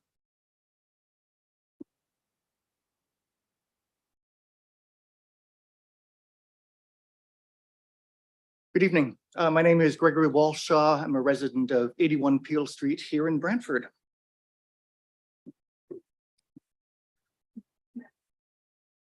I did say that I would recommend to this council that you decline to ratify this resolution. I would like to add, or in the alternative, start work on the next resolution that offers alternatives. It says in the motion that shelters are not equipped to provide the necessary healthcare services for individuals with mental health issues and addictions issues, I would submit to you that neither are federal prisons. These institutions have a duty to attend to the medical needs of incarcerated persons, but this is not the purpose of federal prisons or provincial jails. In the area of mental disorders, approximately 1% of the population will experience bipolar disorder. A further 1% will experience schizophrenia. The Canadian Mental Health Association says that substance use disorders affect approximately 6% of Canadians.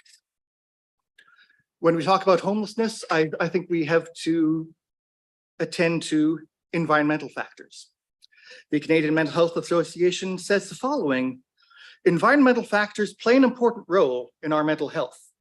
Access to safe and affordable housing, meaningful education and employment, leisure activities, a supportive community, access to land and nature, freedom from violence, and good access to healthcare and mental health services all support good mental health. These are generally not present in encampments, shelters, or prisons. To try to be as brief as I can, forced treatment means forced medication, which means forced side effects, some of which may be permanent for the rest of a patient's life. Sometimes a personal story is useful. I live with type 1 bipolar disorder. I've had issues since childhood. The worst episode of mania that I experienced drove me out of studies at McMaster University and saw me sleeping in a parking lot in Phoenix, Arizona. The second worst episode happened here in Brantford. So I reached out to my family doctor. 6 months later, I had a first contact with a psychiatrist. Here are the advantages I had in my situation: stable housing, stable employment, a family doctor with access to my medical history, post-secondary education, which gives me tools for learning and research to better understand my condition and its particular manifestations in myself, health benefits to cover the cost of most of the actual treatment, a decent ability to self-advocate, and the support of friends and family. If with all those advantages, I have trouble accessing care in a timely fashion, how can we say that non-mandatory treatment doesn't work? I think we need to provide that. I would ask you to consider ways that we might have a treatment first policy instead of a punishment first policy. Thank you. Time for one question, if there's Councilman Tilburg. Hey, Gary, or Gregory, I really appreciate you coming in and giving your story. My question to you, and you would know this. When an individual comes and they're seeking help, should we not have the facilities present for them to receive that help? Absolutely. I would love to see a new type of shelter that can give the treatment and not a prison. Okay, so you've only gotten part of the resolution. It is actually both. A treatment center. The other part is dealing with. Councilor Van Tilburg, Just there's time for one question. You asked your question. very good. All right. Thank you very much, Mr. Walshaw, for coming out and speaking to this item, which we'll be dealing with shortly. Thank you.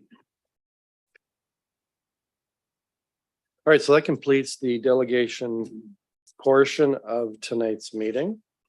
So we'll now move into deal with other business.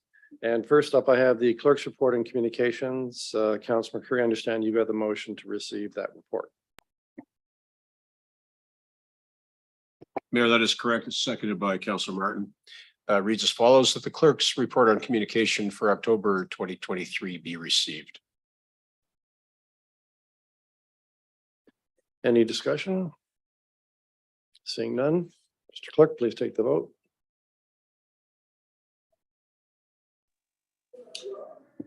I'm yes. The clerk's report on communication carries on a recorded vote of 10-1. Members of council voting in favor are as follows: Councilors Sullivan, Sless, McCreary, Van Tilburg, Samuel, Hunt, Martin, Caputo, Sicoli, Mayor Davis. Members opposed, Councilor Carpenter. All right, Councillor Caputo, I understand you had the motion to adopt minutes listed on the agenda. Would you please read that, state your seconder?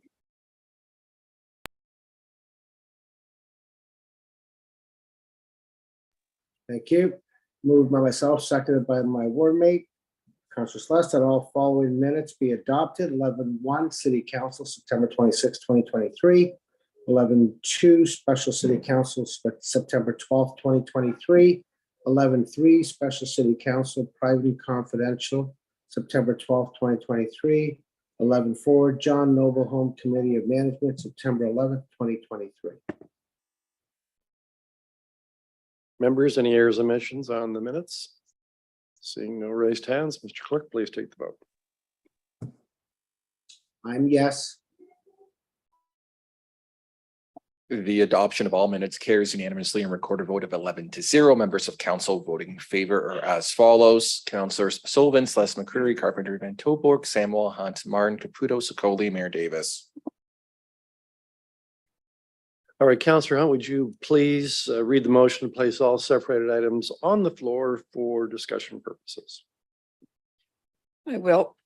Sorry, moved by myself, seconded by my ward mate, Councillor Carpenter, that all items in the committee reports, items 12.1 to 12.6, separated for discussion purposes, be approved.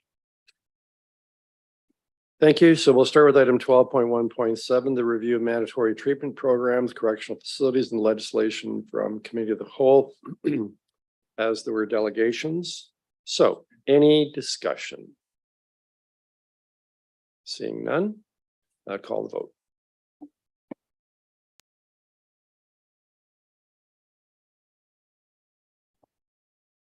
Item 12.1.7 carries unanimously on a recorded vote of 11-0. Members of council voting in favor are as follows. Councillors Sullivan, Celeste McCreary, Carpenter, Van Tilburg, Samuel, Hunt, Martin, Caputo, Sokoli, and Mayor Davis. Okay, so we'll now move to item 12.3.8, City Council Resolution in support of the State of Israel from the Committee of the Whole Planning Administration Report, as there were delegations. Floor is open for discussion. Councillor Sokoli. No big surprise. I'm going to speak first to this. I want to thank everyone for coming out today. And this has been weighing quite heavily on me and my soul. So I apologize if I do get emotional as I'm going through this process, but I do have an amendment that I'm going to bring forward, and I want to preface it before I bring it forward as to why I'm doing it and what I changed. Okay, so I'm first going to acknowledge that I'm wise enough to acknowledge that we are all operating in our own individual silos and our own echo chambers and through our own experiences. And we use those narratives to guide us through the decisions that we're making. And when we were working on these amendments, I did work on this with Mayor Davis. Councillor McCreary had some input, and I do want to give a special thank you to Councillor Van Tilburg, who I think you and I have chatted more in the last few days than we ever have on this, and you offered me a real voice of reason as I was coming up with these changes. So I'm offering these amendments to make this resolution a little less one-sided, because I think we can all agree it's a little one-sided right now for our records. In case it does pass today, but I want to make it clear that I am amending this, and then I will not be supporting it going forward. But in case it does pass, I want to make sure that it's a little less one-sided. So first and foremost, we changed the name of it. So it's not in support of Israel anymore. I'm suggesting that this be a city council resolution condemning Hamas, which I think we can all agree that was a terrible and tragic situation there. In here, I wanted to make sure that we are mourning the loss of all casualties on both sides of the border, not just one side. I want to make sure that we are acknowledging the need for essential services like water and gas and electricity and medicine that be provided where needed. I wanted to make sure that we were asking for humanitarian aid instead of asking the government to send military defense items out there, because I don't think that served anything. So that's why those are some of the changes, and the biggest change is that we removed the part that says that we're gonna hang any flags or change any colors, so that will be removed through this amendment. So would it be appropriate now, Mayor Davis, to read the amendment? Yes, it would be. Thank you. So I'll read the amendment, and this is seconded by Councillor McCreary. City Council resolution condemning Hamas. Whereas the nation of Israel was subject to a Hamas terrorist action on October 7th, 2023, and whereas 1,200 victims are confirmed dead as a direct result of this act of Hamas terrorism, including Montrealier, Alexandra Look, more than 2,000 victims were wounded and more than 200 were abducted into Gaza. Whereas there are thousands of innocent victims of the Hamas terrorist action and the consequences that following from it in both Israel and Gaza.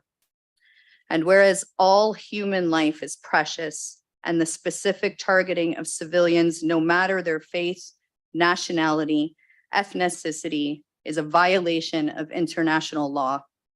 Now therefore be it resolved that the corporation of the city of Brantford offers its condolences to the innocent victims of the impact of the Hamas terrorist actions on both sides, and that the corporation of the city of Brantford condemns the actions of the Hamas terrorists and their state and non-state sponsors, and that the corporation of the city of Brantford accepts that Israel has a right to defend its citizens and territorial integrity, providing in doing so it complies with the international laws of war and not obstruct the provision of humanitarian aid or the necessities of life to the residents of Gaza.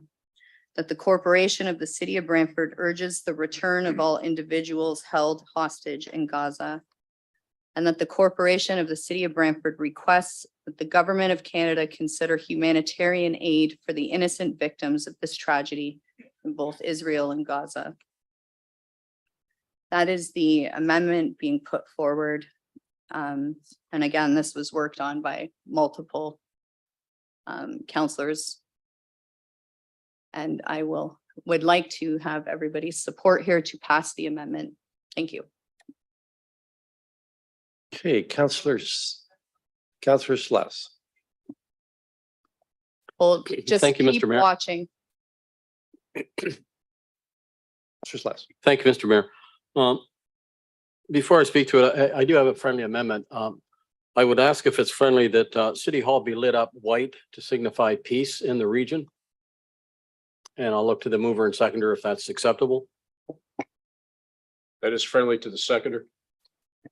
That would be friendly, other than it's already white, so I don't see that. Actually, if I just clarify that it's actually blue and purple right now in recognition of the National Disability Employer Awareness Month.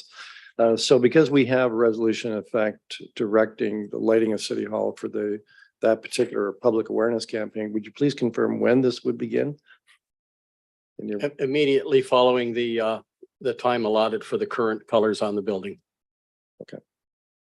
Is that acceptable to both the friendly? Okay.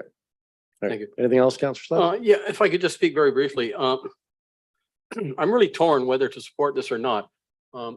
I can support it, I guess, in the sense that it does soften the point that was on the original. I don't think it goes far enough. I still have concerns with some of the statements made in the resolution. So I'll wait till I've heard everybody speak, but my sense is if I do support the amendment, I would have an impossible time supporting the resolution as amended. So I'll leave it at that, Mr. Mayor, and I'll listen to other speakers.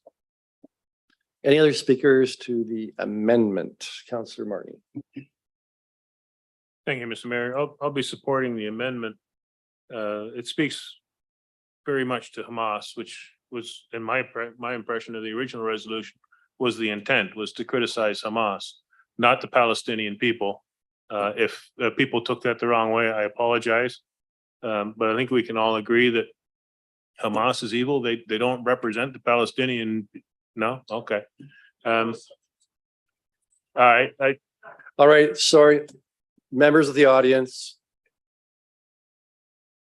You've had your chance to speak, so if you are going, I would ask that you please. Sir, I understand it's difficult, but if you're going to continue that, I'll ask for you to be removed, sir. I'm going to give you, look. If I'm going to call recess, please, we'll let things cool off. I want to make it clear. We have rules. And if you're going to do an outburst like that, you've been given due warning. If you do that again, I'll ask for another recess and ask for you to remove from the room. So please, we're going to take a recess and then we'll come back and deal with the amendment. Thank you. Not for change his mind on the green belt. Please do the same.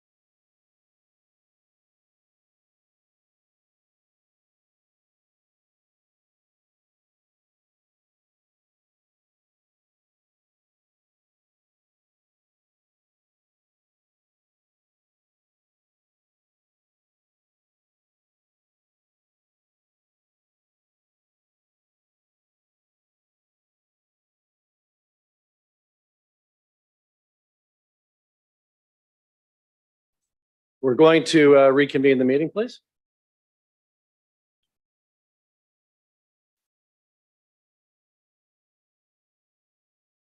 And I'd like to say this, I fully understand how difficult this issue is and the kinds of issues that it raises. Actually, I have to say that I was quite proud of all the delegates, knowing many have personal family experience of loss, that they were able to provide a cogent analysis of their view of the problem.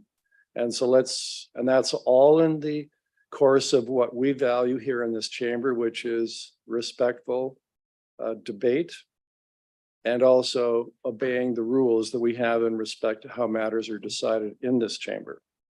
So I'm going to ask you, we're going to proceed to deal with this matter, and we will deal with it tonight one way or another.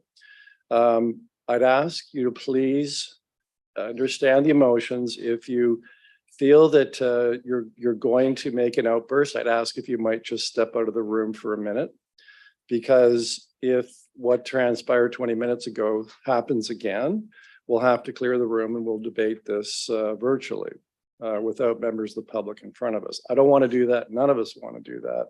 So I'd ask you to please restrain yourself. And like I said, if you feel your emotions are getting the better of you, perhaps you might just step outside and take a break. We encourage people to do that and to come back in when they've collected your thoughts. So please, I ask you for that. Okay, so we were debating the amendment, and Councillor Celeste, you had just finished your comments. You had your No, actually, I had just so had, you wanted to make a few comments. well, Go I ahead. just had a friendly amendment that I had made. Right, go ahead. But on reflection, Mr. Mayor, my gut instinct said to support the amendment and not support the resolution as amended.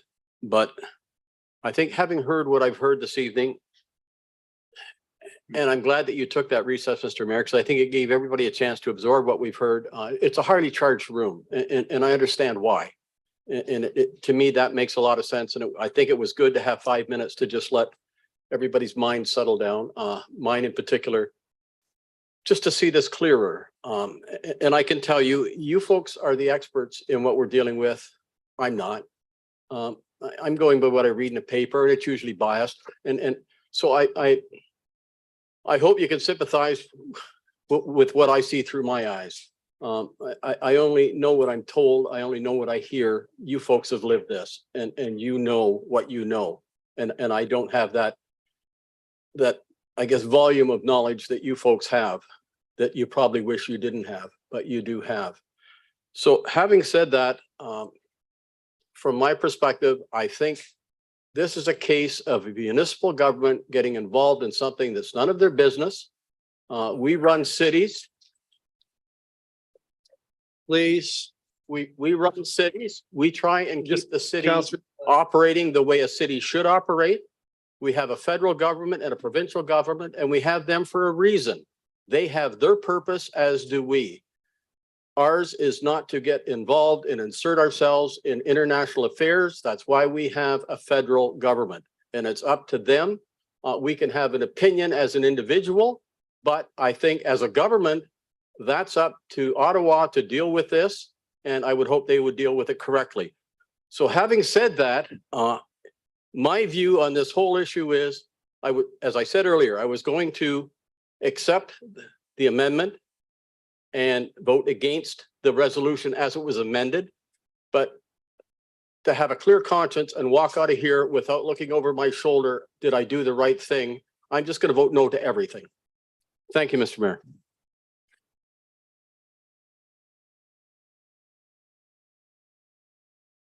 So, Councillor Hunt.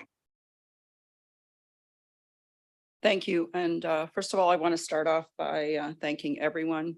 First of all, if you're here tonight, if you spoke, if you reached out to me by phone, if you sent me an email, all of that provided me with an education that I did not have prior to this resolution being brought before council on the 10th of October.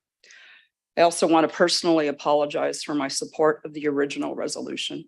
It was through, I would say, lack of information And as Councillor Sless has indicated, that I only know what I see on the news or read in the paper.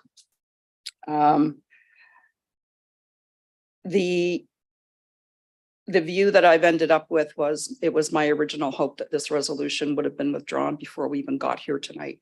For that, I again apologize, but my feeling is, as Councillor Sless has so eloquently put it, that the residents of Ward 4 elected me to represent them at City Hall to deal with matters that are municipal in nature. And no one came out to vote back last October 24th to elect someone to represent their views on matters of international crisis. And so for that reason, I too will not be supporting the amendment or the resolution as amended. And again, please accept my apologies for my original support of the resolution. Thank you. Councillor Martin.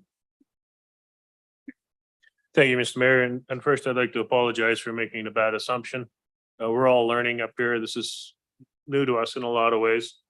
But I still support the resolution because it does direct the criticism to Hamas. And I ask anybody out there who's watching this, or anybody in the room, don't believe that this is any kind of an attack against the Palestinians or Muslims or people of any faith. My view of this whole thing, this my personal view, is that this is a resolution against Hamas, period. And I want to leave it that way, and I support that. The other reason why I support the resolution, the amendment to the resolution, is the original resolution was made before we knew the depth of Israel's overreaction to the attack. And we've seen now that they have overreacted. It was, I understand why, but I have an opinion as to why, but in my opinion, it was an overreaction. And because of that, I can support the amendment that's here now to try and bring some balance to the resolution. And that's my opinion, Mr. Mayor. All right, I've got Councillor Sikoli for a second and last time the amendment, and then Councillor McCreary. Yes, thank you. I brought this amendment forward because I didn't know if I had the votes around this table to completely kill the entire resolution. And I wanted to do my best to neutralize it in case it did pass, in case it did. And I stated before that it was never my intention to support it beyond this point. On October 10th, I was the only counselor who voiced my sympathies and my concerns for the Palestinian community, the only counselor. And I need you to know that I do feel that I have a relatively good understanding through my relationships and through my friendships of the what's going on in that conflict. And I'm not even going to pretend to say that I understand to the level that you all understand. I will never be able to have that deep understanding of it, but I meant absolutely no offense by bringing this amendment forward. It was merely a safeguard in case I didn't have the votes to kill this. And I feel, and I'm getting a sense from around the table that it probably won't move forward here, but I just wanted to take this opportunity to explain to you why I did that, because I would never in a million years do anything to offend this community that I hold so dear to my heart. Okay. So that is why I did it. And I feel like we have the opportunity to, do I have an opportunity to just revoke the amendment? No, the amendments are on the floor. Okay. So here it is. I apologize if that wasn't clear when I brought this forward, but it was merely a safeguard. And I have no intention of supporting this moving forward. Okay, thank you. All right, so we have Councillor McCreary. Mayor, thank you. To members of committee, I would urge you all to support the amendment and make what was difficult better. And I too share Councillor Sicoli's belief that this will not pass this group tonight. And I think that she's, I know perhaps not well received with the amendment, but I do know that she worked hard to do this and she worked hard to make it less objectionable to the folks in our community that you represent in this room tonight. And again, thank you for coming out. I appreciate the input of Ibrahim, and I'm not sure if Mohammed's in the room. I didn't see him here tonight, but we have had considerable correspondence. And that's why we do things here the way we do them. We heard this first at Committee of the Whole a couple of weeks ago. And what that does, it's like the way we do first, second, and third readings of bylaws. It allows for a period of time for the public who may not have been aware of what's on our plate to learn about it, come on in and tell us what they think. And you've done that over the last week or so, and you're to be commended for that. So tonight we've got a position of sober second thought, and Councillor Sicoli's amendment, I think, improves on the resolution that I brought forward with Councillor Martin seconding, which was unanimously supported at that time. So we listen. We recognize the importance of what you had to say. We recognize the sensitive nature, although there's no way that we could understand what it's like. We heard from the rabbi and one of the presenters tonight about knowing people who've died there. And I was told by a Nazir over the weekend that there's a lot of people in this community who have had friends, relatives killed over there on both sides of the border. And we recognize that that's a troubled land and that nobody gets out of it scot-free. You know, I couldn't possibly imagine what it would be like. And one of the young ladies who waited here during the recess pointed out something about to us who are sitting up here about what we would think about what our grandchildren would think. And I think we're blessed to know that our grandchildren can grow up here free from the kind of fear from all the stuff that happens over there on both sides of that border. You know, 5,000 dead on one side of the border, 1,000 on the other side of the border, all because of what started that one day. And I guess, you know, you can attribute that to what's happened previously in both those troubled lands. But it all started on that day in terms of what people are doing right now, suffering, dead people on both sides of the border. Please let me finish. I made it very clear that if there are further outbursts, I would clear the room. Don't have me do that, please. So if it happens again, we'll have to do that. Please let us debate this following our rules of decorum. Thank you. Yes, please let me finish. We allowed everybody that wanted to speak tonight to come and speak. So please, you know, let's make it a two-way street. So we're here tonight because we have a procedure in place that allows you to come here, allows you to see what we previously did unanimously, and to come here tonight and comment on it and to change our opinions. And I think you're probably going to be successful tonight. I again urge everybody to support this amendment. Okay, urge everybody to support this amendment. Vote against it if you care, but improves immeasurably what we have on the table. Thank you. Councillor Carpenter. Thank you, Mr. Mayor. I'm not going to support the amendment or the resolution. What's clear is that we didn't know what we were doing. We were acting on emotions on something that came before us in a rushed order, and it didn't follow the proper procedure. It's supposed to be a notice of motion, and then it waits, and then it gets permission to be two-thirds to have it dealt with now, and that happened. So it was moved forward. And then now it's before us as a council as a final decision. And we're making it a decision, at least I did, on emotion, not on fact. And we're all emotional for what we were seeing, and we rushed to judgment. That's what happened. That's what I did. And I do know, I really respect the Muslim community we have and the great work you do in our community, and the bringing together of the people that you do on a regular basis in the name of peace and love.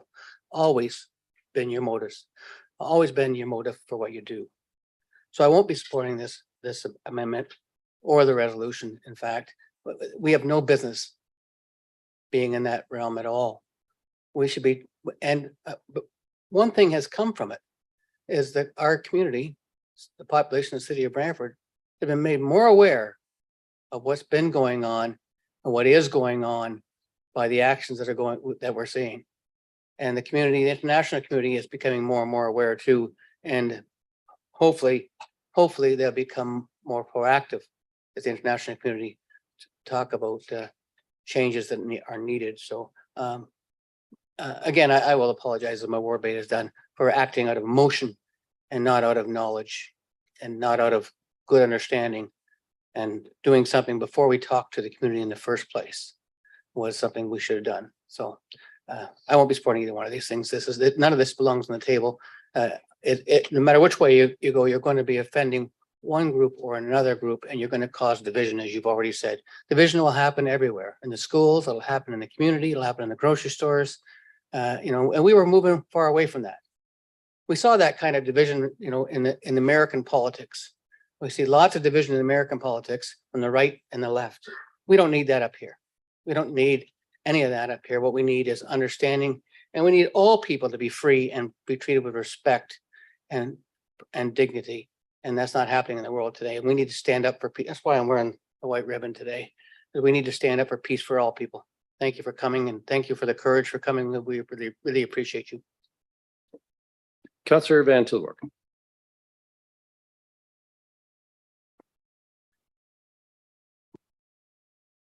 Sometimes I just don't know what to say.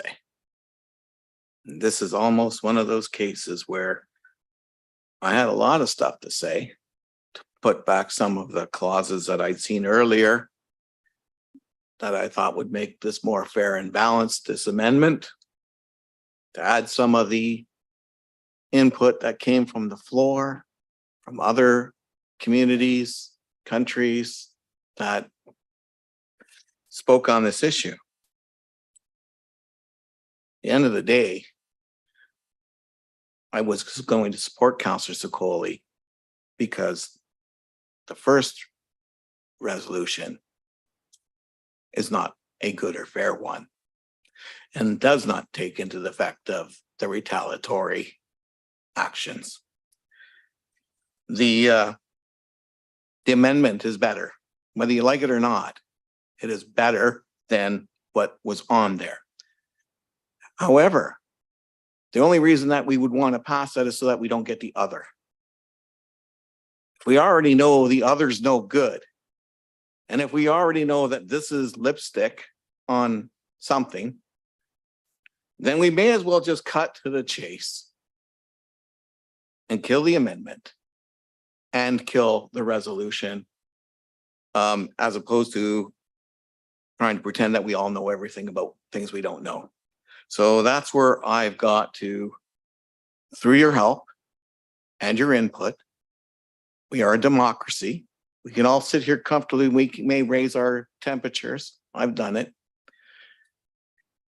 But democracies do reflect the will of the people. And I think we'll be able to demonstrate what the community of Brantford is seeking in its peace. Councillor Sullivan.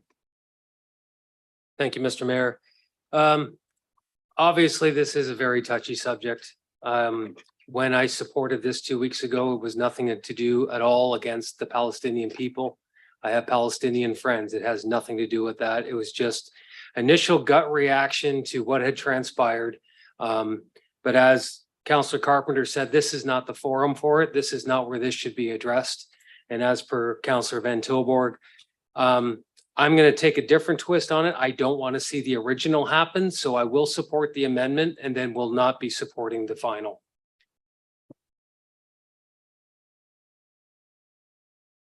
All right, I'll say a few words. So first, I want to say to the Muslim community, I've never been more proud of part of our community than the debate I saw tonight. I think you've shown the strength, the resilience, and the variety of our Muslim community, hearing from engineers, nurses, academics, speaking in a highly charged environment on an issue that is near and dear to many of you based on your personal experience, and being able to do that and express your arguments in a very cogent, passionate, but manner in which respects the rules of this house was very much appreciated by your mayor. So to the resolution itself, either the amendment or the original, I think it all meets the same fate. And so the way I approach this and some of the reflection and thinking that I've done since 2 weeks ago, and remember 2 weeks ago, that was 3 or 4 days after October 7th, and feelings were pretty raw on both sides, with lots in the media that described a situation that impacted all of us to a great degree. And so the beauty of our democratic process is we hear from our residents. We try and keep our minds open to making a decision that is the best for our community. And so that's the way, to me, there's 3 ways a city councilor or mayor makes their decisions. And the first and most important principle is what is best for our community. Secondly, it's what fits with your internal compass of right or wrong. And thirdly, it's always a factor of politicians. Does it benefit you politically? That should ever be the primary, and should always be the least important of all considerations. So when I look at that in this context, if I hold dear to those principles of doing what's best for our community, I think what we aspire to is a community that's not divided. And we have, over the last 10, 15 years, it was started well before me in my term as mayor, and I do believe with sincerity I've continued that, and this council has, and the prior council, and that is to create a community that is peaceful, is democratic, is willing to discuss hard issues and have hard debate and not do it personally, willing to consider other points of view, willing to create a community, and I think it's pretty unique in the world, that is diverse, it's welcoming, doesn't have any isms, racism, hate. That's what we aspire to. Are we there yet? No, we're not. We're not a perfect community. But I think we have the purest of intention to do that. And we've all done a lot of work with the Muslim community and other ethnic groups that have chosen to reside in our community to try and achieve that. And so that clearly is in our community's best interest to achieve that goal.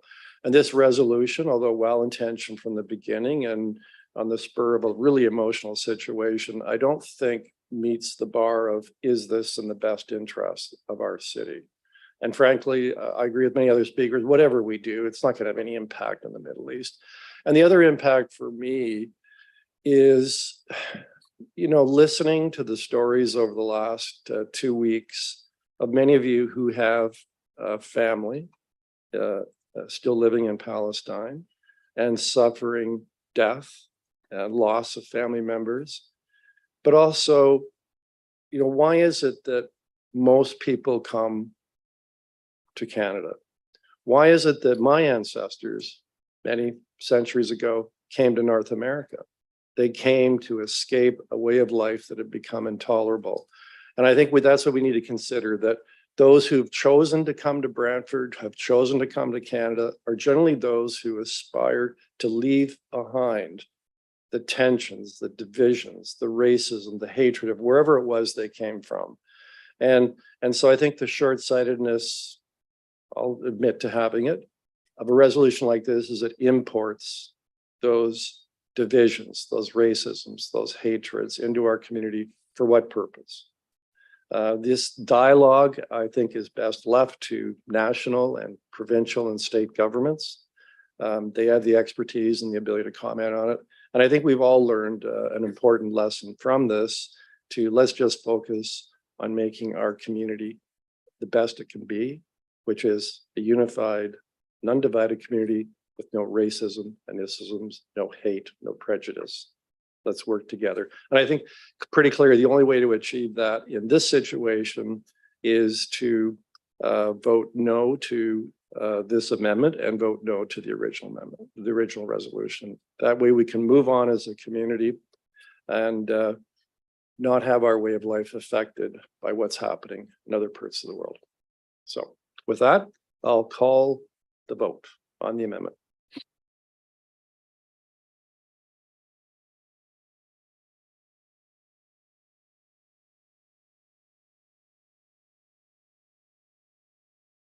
The amendment to item 12.3.8 is lost and recorded vote of 3-8. Members of council voting in favor are as follows: Councillors Sullivan, McCreary, Marn. Members opposed, Councillors Sless, Carpenter, Van Tilburg, Samuel, Hunt, Caputo, Sakoli, and Mayor Davis. All right, so the motion is not amended. Does anybody want to speak to, I guess, what is the original resolution? Councillor Sakoli. Yes, thank you.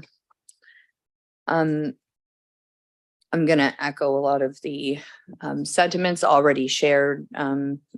I did write all this out before we started here today to make sure that I got everything out properly, but I truly don't think any of us are qualified to be discussing this, let alone picking sides in any type of foreign affair topic, especially such complex conflicts that goes back 75 years or more.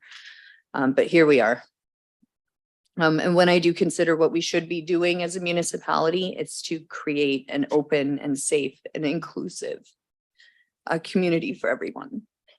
We're supposed to be supporting all residents of all backgrounds, religions, cultures, and economic demographics. And this resolution does the opposite of that. We've received hundreds of emails telling us that we segregated an entire community, and I responded to just about every single one of them. So if you sent me an email, you got a response from me, and you know you did, unless you sent it in the last few hours. But I responded to every one of you. There are at least 100 people in here telling us that we got this wrong. And I'm listening. So yes, I amended this. I offered that to make it less one-sided and to safeguard it in case it didn't fail. But I have absolutely no intention of supporting this moving forward. And I never did. And I told anybody who asked me that I was never going to support this. And you know that I was the only one who offered sympathies to the other side of this right off the hop, because I knew what was happening there. So I'm asking everybody sitting up here today to not support this move forward. It is not our place to pick sides here. It is our place to support and create an inclusive community for everybody. And that's what I intend to do. So, thank you. Any other discussion? Councillor McCreary. Then Councillor Mark. Mayor, thank you. So some folks worked pretty hard over the weekend to prepare the amendment, which made this acceptable to me. Having learned what I've learned in the last couple of weeks, I can't support the original amendment, even though I had a pretty good hand in writing it. Live and learn, and education is a lovely thing. And it's been spoken about solidarity in our community and inclusiveness. And I can relate a couple of stories. One that I heard from a gentleman whom I respect very much, who indicated that he wore some apparel that had a Palestinian flag on it, and he received a pretty unwelcome response in public one day. And that's wrong. And I also have heard, and you know, we hear about Islamophobia, we hear about anti-Semitism, but I thought anti-Semitism was dead. And I'm not talking about anybody in this room. Nobody in this room expressed any such opinion to me, but I'm hearing from folks in, you know, in the greater community that makes me very nervous. How some folks have an innate anti-Semitic point of view, which is equally intolerable. And I think we've scraped away that veneer of civilization. And with respect to the respect for both communities, Jewish, Muslim, this has created a divide, which I suspect is going to get glued back together tonight. And again, I much appreciate the input from everybody that I received in the last few weeks, especially from a couple of people whom I respect very much. And so I'm not going to support what's on the floor, although I would have supported the amended version because I think it spoke to what my intent was. And Councillor Sakoli, as she said, was doing her best to make that palatable to the whole community. So my suspicion is that you folks are going to go home happy tonight, having done a pretty good work of advocating for a position which we did not consider in its entirety when we brought this forward and voted for it unanimously based upon what happened on that day. Subsequent events have shown that there's a broader story to be told, and we listened. Councilor Martin. Thank you, Mr. Mayor. And not knowing or understanding the deep history involved with this, I was reacting on the attack on the 7th, I guess it was. The attack by Hamas, I mean, that was evil. Doesn't matter how you slice it or which side you're on. If you don't agree, then I don't know what to say, but when babies are beheaded, when women are raped and dragged through the streets naked, that invites retaliation.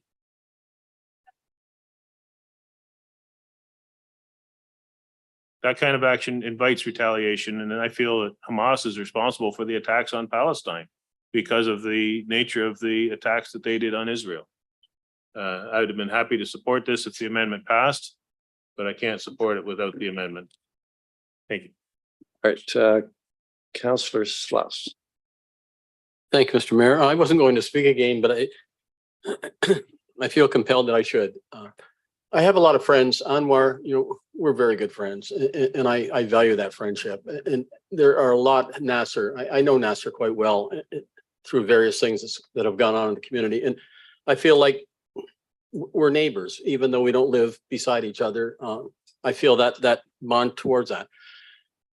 When I first spoke, I neglected to apologize for putting you folks through what we put you through. This should have never happened. It should have never gotten this far. It got out of hand, and somehow we ended up where we are, and we're not in a good place. Hopefully we leave here in a better place. But I think it had to be said that everything that's happened in the last couple of weeks in our community should not have happened. We're trying to repair things that should have never been broken. Things were good in this community. I feel very comfortable in the mosque. I've been down there, I don't know how many times. Whenever there's an event, I keep getting calls from this fella down here saying you better be there. And I'm happy to be there, Anwar. And all the good things that you do, not just in Brantford, but around the world. So I guess having said all of that, I would just again like to say thanks for coming out. I'm certainly no expert on this now, but I know a lot more than I did when I entered this room this evening. And for that, I thank you. I think you've shed a light on things that need something shining on them. And you did that this evening, and I thank you for that. You've made this, I think, a better council, and there's no question you've made this a better city. So thanks for everything you've done. All right, Councillor Van Tilburg. Just so we're all aware, when the resolution comes through and we're voting on it, and it's requested to go clause by clause, and the votes have yays and nays, that's far from unanimous. That being said, I think we're going to hit the real unanimous today. And I believe that's because of you. And while many here at this table of ours as councillors may regret putting you through this, can you imagine me trying to explain your situation? I could try. I would have asked. I was going to, but somebody came in and did a lot better, and that was you. And I think that's what it's all about. We've heard you. I know many of you. There's many of you I don't know. But now I know your stories and your background. And so I'm hoping that we do get that unanimous vote that we're looking for, and we can put this to rest. All right, call the vote then.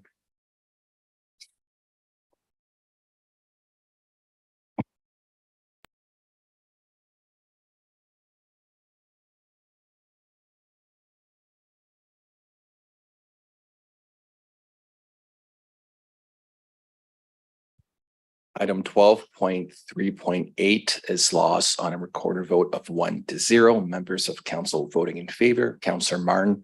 Members of council voting against. That's 1 to 10. What did I say? 0.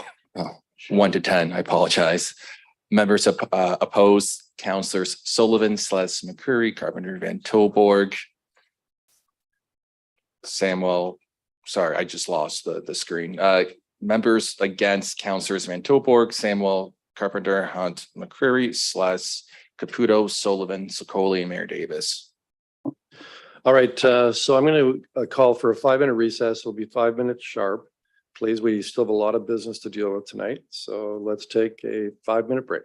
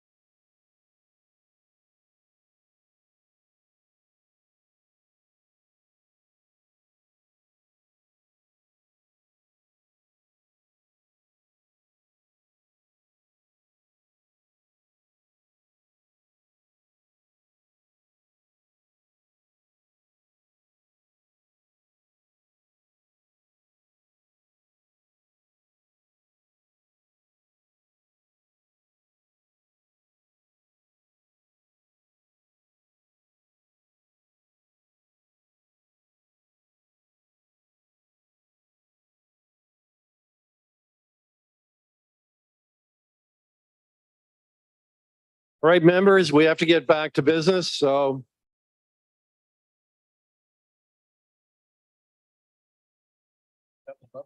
Well, well, we do have a lot of business, so.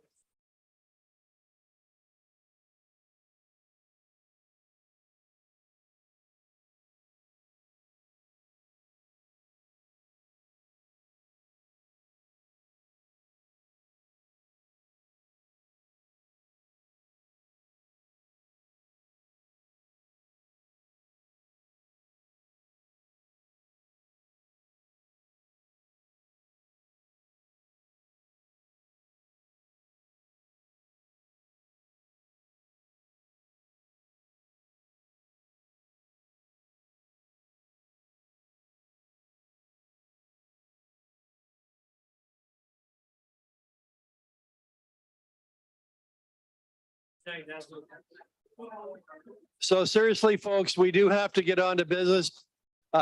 Feel free to hang out in the lobby in the lounge area outside and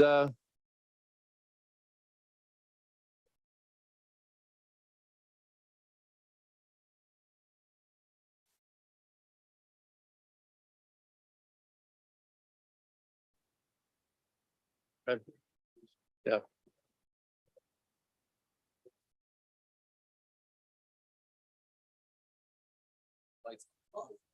Yeah.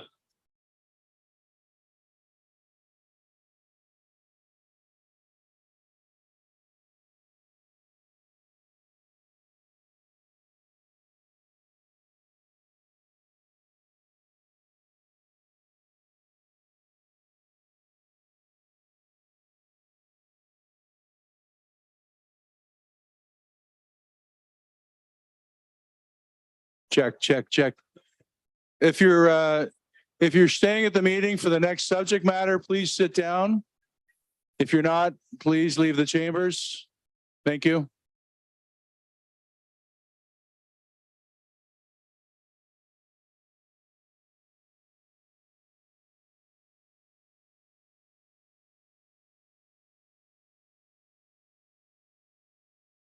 Okay, we do have a quorum. All right. So let's move on to item 12.3.6. That's the Wall Recognition Task Force report. We're dealing with this separately because of Councillor McCreary's conflict. Any discussion? Seeing none. Mr. Clerk, please take the vote. Yeah, through the chair, noting Councillor McCreary's conflict, we'll start with clauses A, clause B without the I, and clause C. So with this vote, you'll be able to vote, Councillor McCreary. Then afterwards, we'll vote on the actual clause BI, which is where you have your conflict. All right, thank you, Mr. Clerk. So that, okay, so we're voting on the section that Councillor McCreary does not have a conflict on. Okay.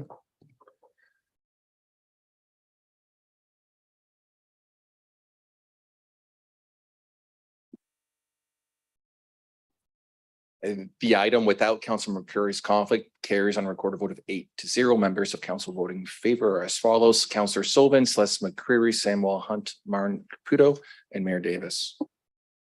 All right, let's move on to, yeah, clause BI with the conflict.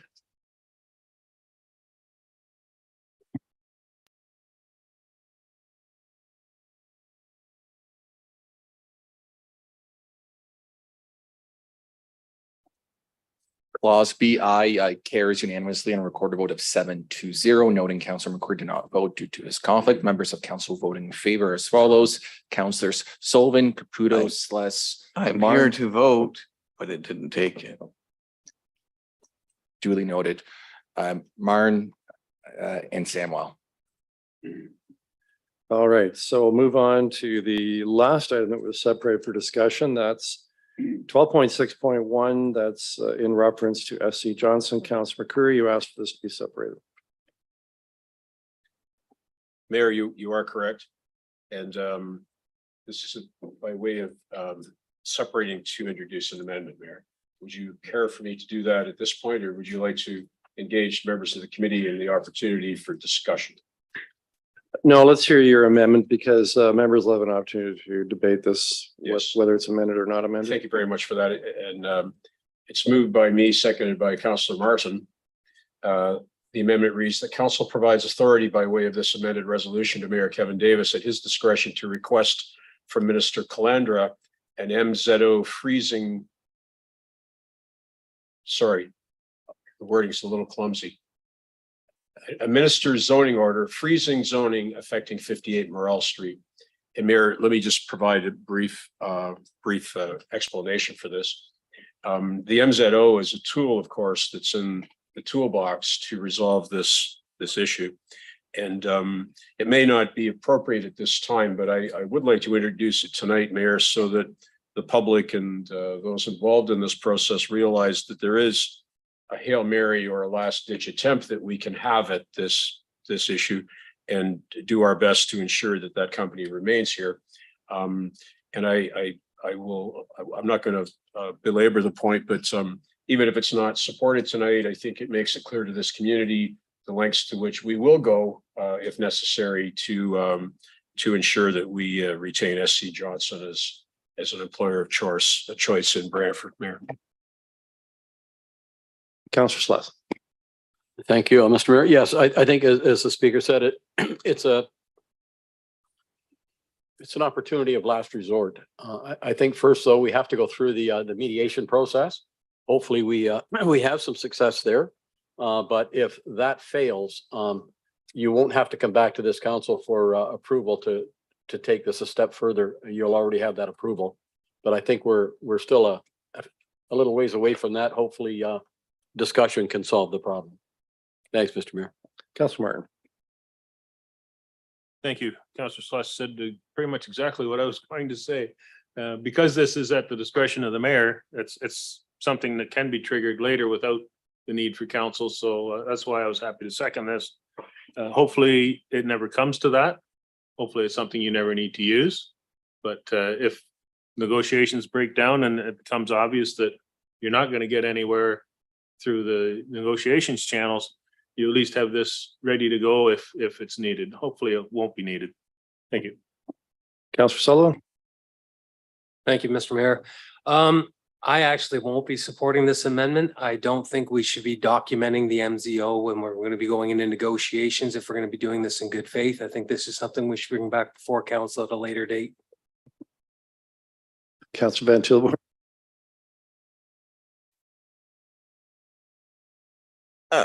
There isn't much difference to me of a later date and allowing us to vote to have it done at a later date. We're just doing the vote a little early.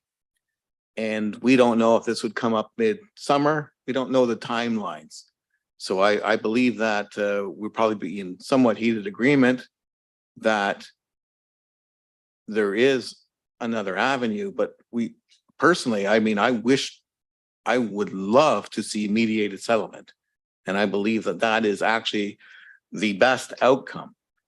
But barring that, I don't believe there's a need for us to reconvene for something that we would give permission to. I believe that's exactly what we do. So if we just put it out there and have it available now and let the mayor's discretion, saving us the time to be reconvened, I believe that's a benefit.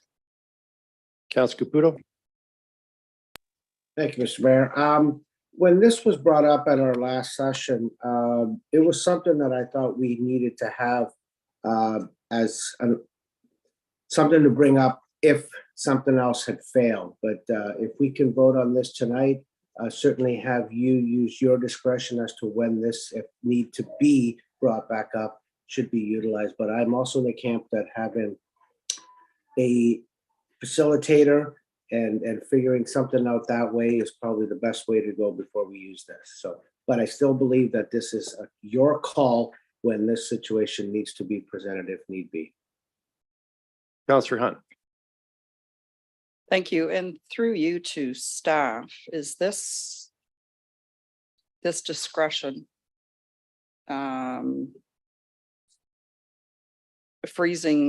requesting the minister to freeze the zoning of 58 Morel, would this fall under the strong mayor powers, irrespectful of whether it is something that's actually in our resolution?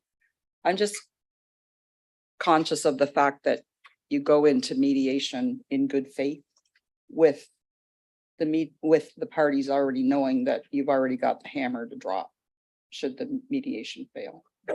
Counselor Brian Hutchings, CEO, you may not be able to see Kim Jolie because of the poll there, but she's prepared to answer that question. Kim? Thank you, Kim Jolly, City Solicitor. I believe the question was whether or not this discretion would fall under the strong mayor's powers. So the strong mayor's powers are to support the provincial priorities, which are to build more houses. So I don't believe that this would fall under that specific authority.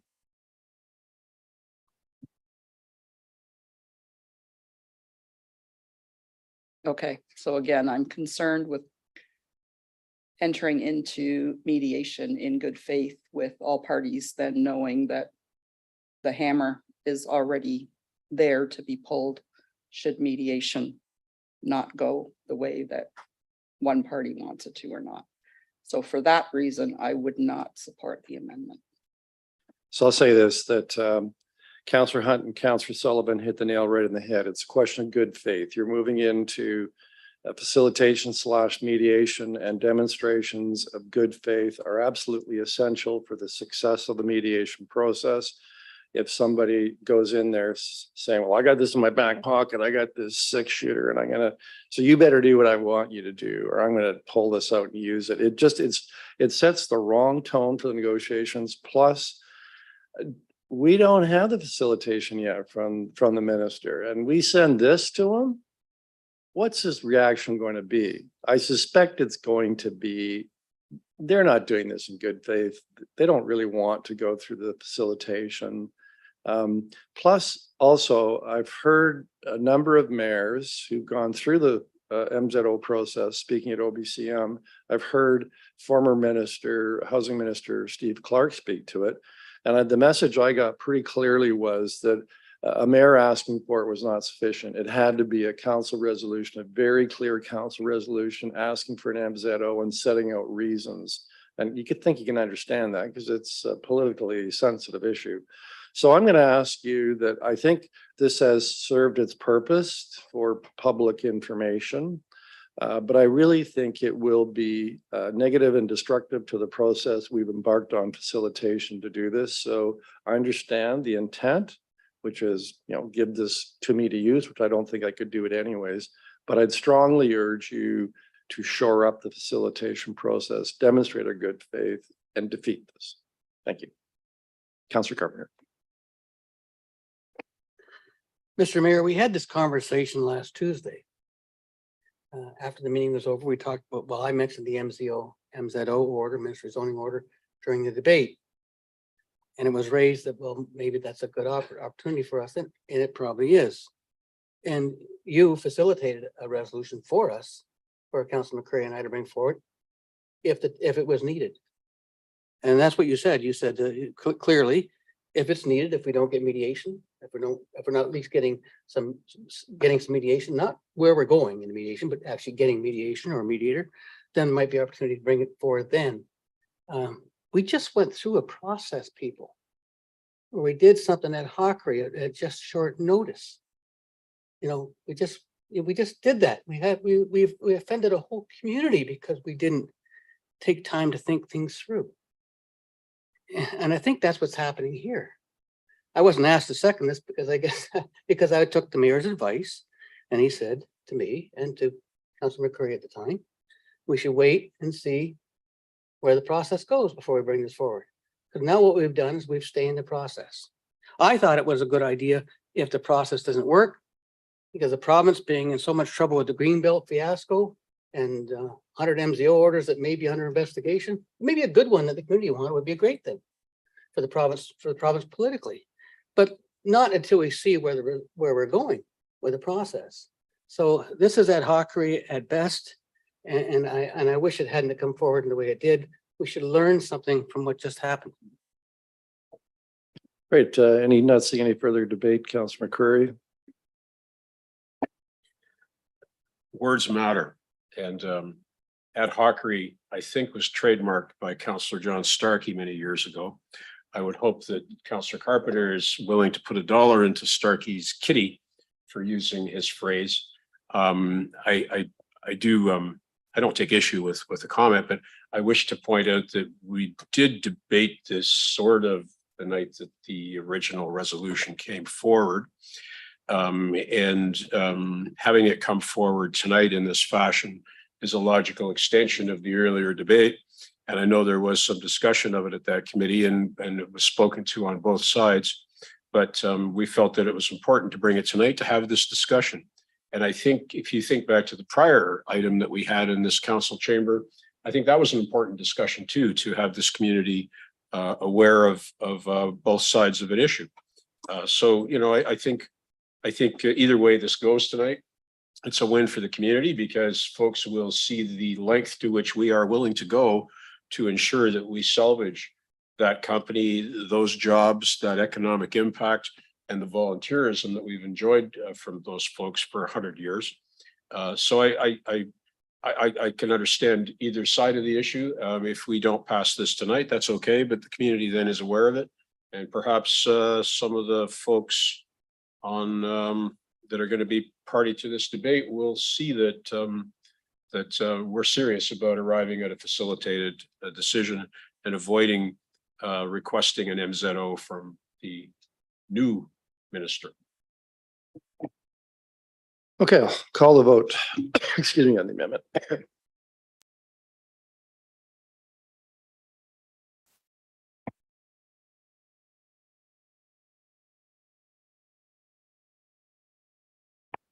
The amendment to item 12.6.1 is lost on recorded vote of 2-9. Members voting in favor, Councillors McCreary and Martin. Members opposed, Councillors Sullivan, Celeste, Carpenter, Van Tilburg, Samuel, Hunt, Caputo, Sokoli, and Mayor Davis.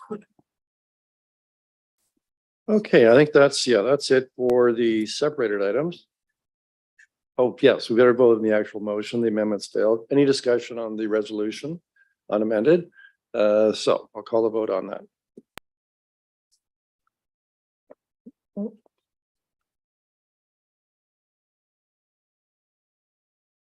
Item 12.6.1 carries unanimously on recorded votes. Members of council voting in favor are as follows. Councillors Van Tilburg, Samuel, Carpenter, Hunt, McCreary, Martin, Celeste, Caputo, Sullivan, Sokoli, and Mayor Davis. All right, so we have no urgent reports, no resolutions. There are 2 notices of motion. Councillor Caputo, would you please read the title of your notice motion? Thank you, Mr. Mayor. And it is, go to jump screens here. What is it? I can't pull it up on my screen. It is, sorry, Robert Moore Park. Yeah, Robert Moore Park. Okay. Councillor Sullivan, you've got one. If you'd please read the title of yours. Thank you, Mr. Mayor. Sick Kids Fundraiser. Great. So now we'll move into bylaws. Councillor Martin, you've got the motion first and second reading. Would you please read it and state your seconder? Thank you. I move second by Councillor McCurry. Leave be given to the mover and seconder to introduce the following bylaws for first and second reading. Bylaw 169-2023, bylaw to amend parking, bylaw 14488 being a bylaw to regulate parking in the city of Brantford on Queen Street. 170-2023, bylaw to amend parking, bylaw 144-88 being a bylaw to regulate parking in the city of Brantford, Sanderson Street. 171-2023, bylaw to amend traffic, bylaw 3783 being a bylaw to regulate traffic in the city of Brantford on Scarf Ave.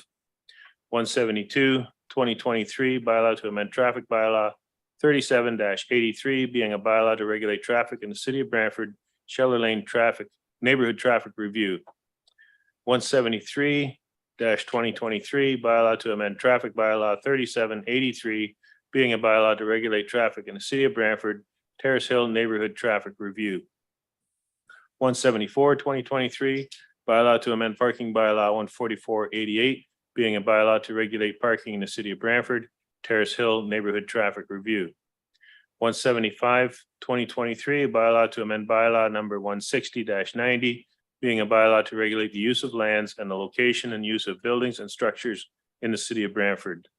176-2023, bylaw to amend chapter 440 of the municipal code in regards to the new household organic waste collection program, specifically the green bin program. 177, 2023, bylaw to amend bylaw 70-2010, repealing Public Works 013 emergency management, energy management policy. 178, 2023, bylaw to approve the purchase of certain lands and premises within the city of Brantford. 179, 2023, bylaw to confirm the proceedings of the Council of the Corporation of the City of Brantford with respect to the meeting held on October 24th.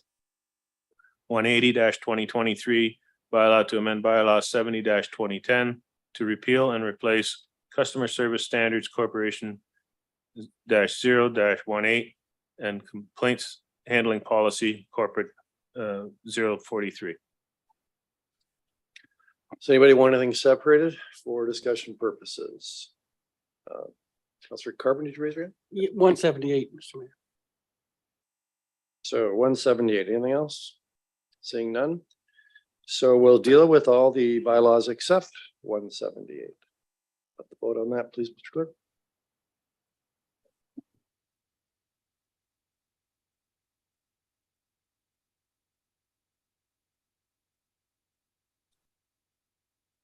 What? Oh, Bylaws. yes. All bylaws not separated for discussion purposes with regard to the first and second reading carries unanimously on a recorded vote of 11-0. Members of council voting in favor are as follows: Councillor Sullivan, Celeste McCreary, Carpenter Van Tilburg, Samuel Hunt, Martin Caputo, Sokoli, and Mayor Davis. Councillor McCurry, Councillor Carpenter, 178. I'm the one with the dark hair. The, that was a joke. To staff, is this purchase complete then? Ray Petro, Manager of Real Estate, through the chair to Councillor. No, we're just finalizing the APS, couple small details. So, but this is before us tonight in a public forum. Does that put us at risk? So through the chair to the councillor, the intention was to have the APS done today. Essentially, we didn't get there. And no, it won't put the city at risk, in my opinion. Okay, so we're able to discuss the location and the amount of money? Through the chair, yes, So it's $1 million and it's going to add to Lorne Park, is that be correct? that is correct. And we'll make the park better and bigger? That was the direction of council, correct? Thank you. Any other discussion? Seeing none, call the vote on 178, 2023.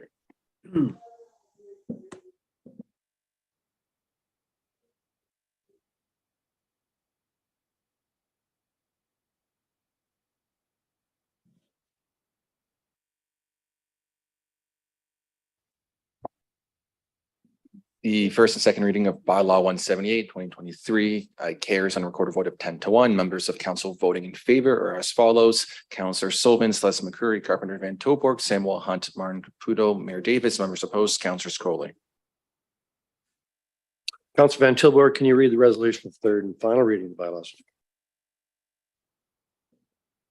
Yes, moved by myself, seconded by my ward mate, Councillor Samwell, that all bylaws having received first and second reading be taken as read a third time and finally passed and signed by the mayor and clerk. Anybody want any items, any of the bylaws separated for third reading? Seeing no raised hands, Mr. Clerk.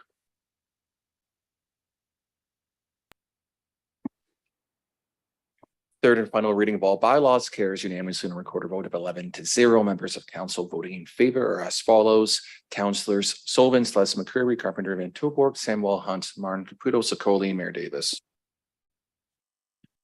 All right, so we'll move to ward announcements as the clerk and I sign the bylaws. Councillor Sullivan, you're first. Well, not really a ward announcement, just everybody keep in mind, Tuesday is Halloween. There'll be a lot of kids out there, so just be a little more mindful when you're driving around. And outside of that, we got the Bulldogs game this Friday. Make sure you're there cheering them on. They got a winning streak going. Councillor Samwell.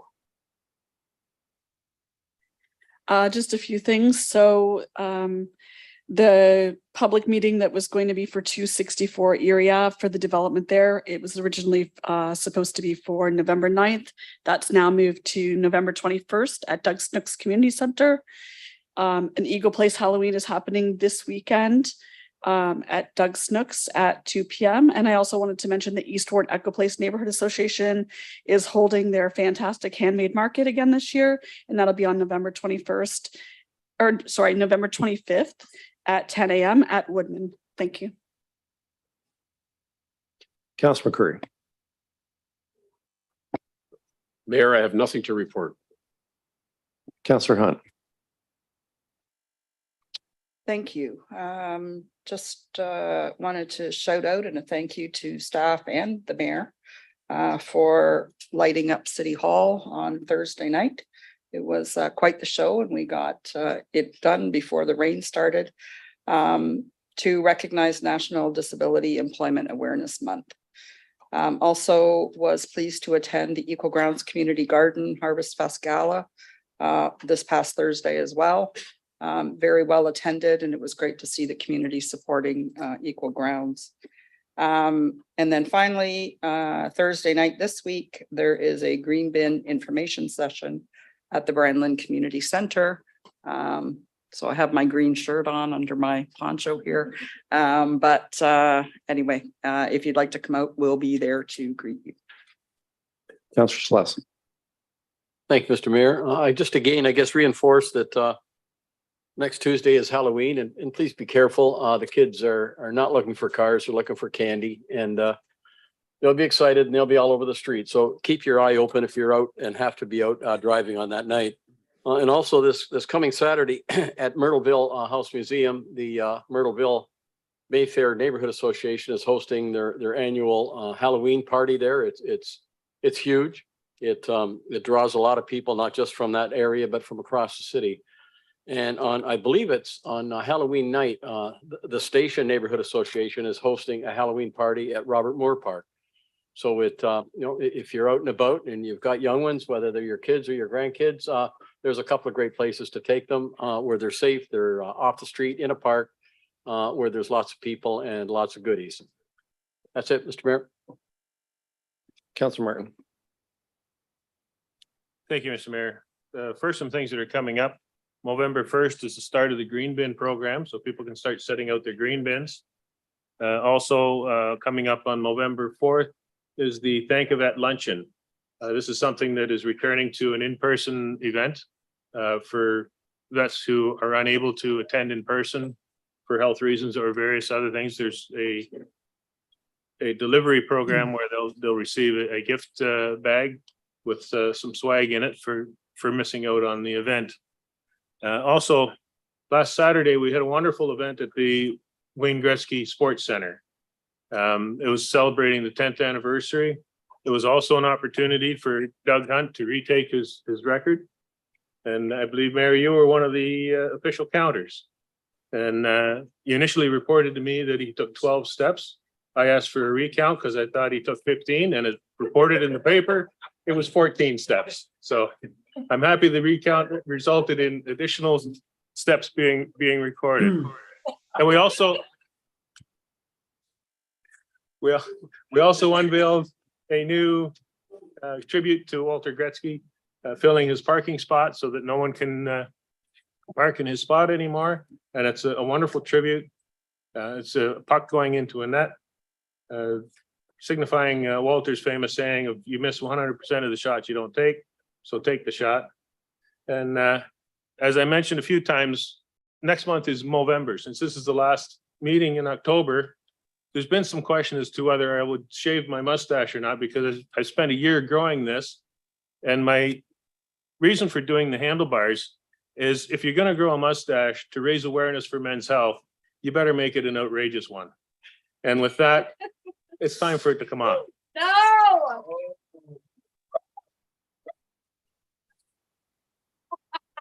But that just confirms that I will be taking part in Movember again this year. Thank you, Mr. Mayor. Thank you. Councillor Carpenter. You can speak over the buzz of the razor. Pretty hard to top that, I'll tell you. Councillor Sullivan forgot to mention that this Friday we'll be playing North Bay, the Bulldogs, and then Wednesday we will be playing Guelph. Councillor Martin did talk about the Thank a Vet Committee. All members of council are invited to help and assist again as we do every year in serving the vets. I'm on that committee. I've been on that committee for some time. It's a very active committee. So it's back again. And we've agreed, you know, it's been difficult because some of the veterans, the Afghan vets, they don't consider themselves veterans. They think that you have to have served in World War II to be a veteran, but they've recognized finally, thank goodness, that they are veterans and they do count. And we do recognize the service that they provided for our community and keeping our country free. And they will be recognized this year as well. So please come on out and support the veterans. And I think on the same day, November 4th, Mr. Mayor, I think you have a gala. And I'll leave that for you to speak to at the end if there's any tickets available. I think it's the 15th gala for the mayor's gala is on that day. Anyways, we also have Eastward Echo Place Neighborhood Association is having an event on this Saturday at 491 Gray Street from 5:45 to 6:15 you want to have an early start on Halloween. Stop out there and see that event. And I'd like to also request those members of the public, you got young folks that would be interested in raking leaves, helping some of the seniors in our community, or shoveling snow this winter for our seniors in our community. Please give the Parks and Rec Department a call. They have a team together, Snow Buddies, and they also have the buddy program for raking the leaves to assist with the people in our community that don't otherwise have a connection. So it helps some young person in the neighborhood earn a few dollars, and it helps a senior in the neighborhood find a way to get their leaves raked or their snow shoveled this winter. So thank you, Mr. Mayor. Councillor Caputo. Thank you, Mr. Mayor. Really nothing to report. Councillor Slush certainly hit it all. I want to apologize for not being with all my council mates tonight. I happen to be in Sault Ste. Marie and taking care of some family business.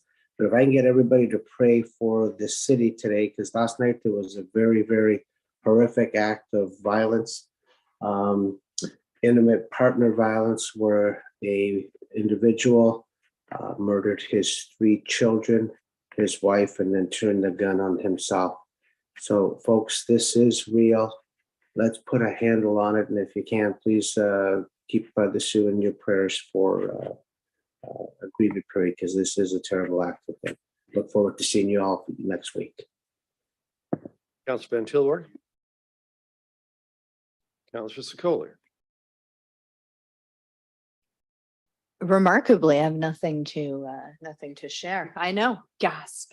But I will just say happy Halloween to all the kiddos and look out for them while they're out there trick-or-treating.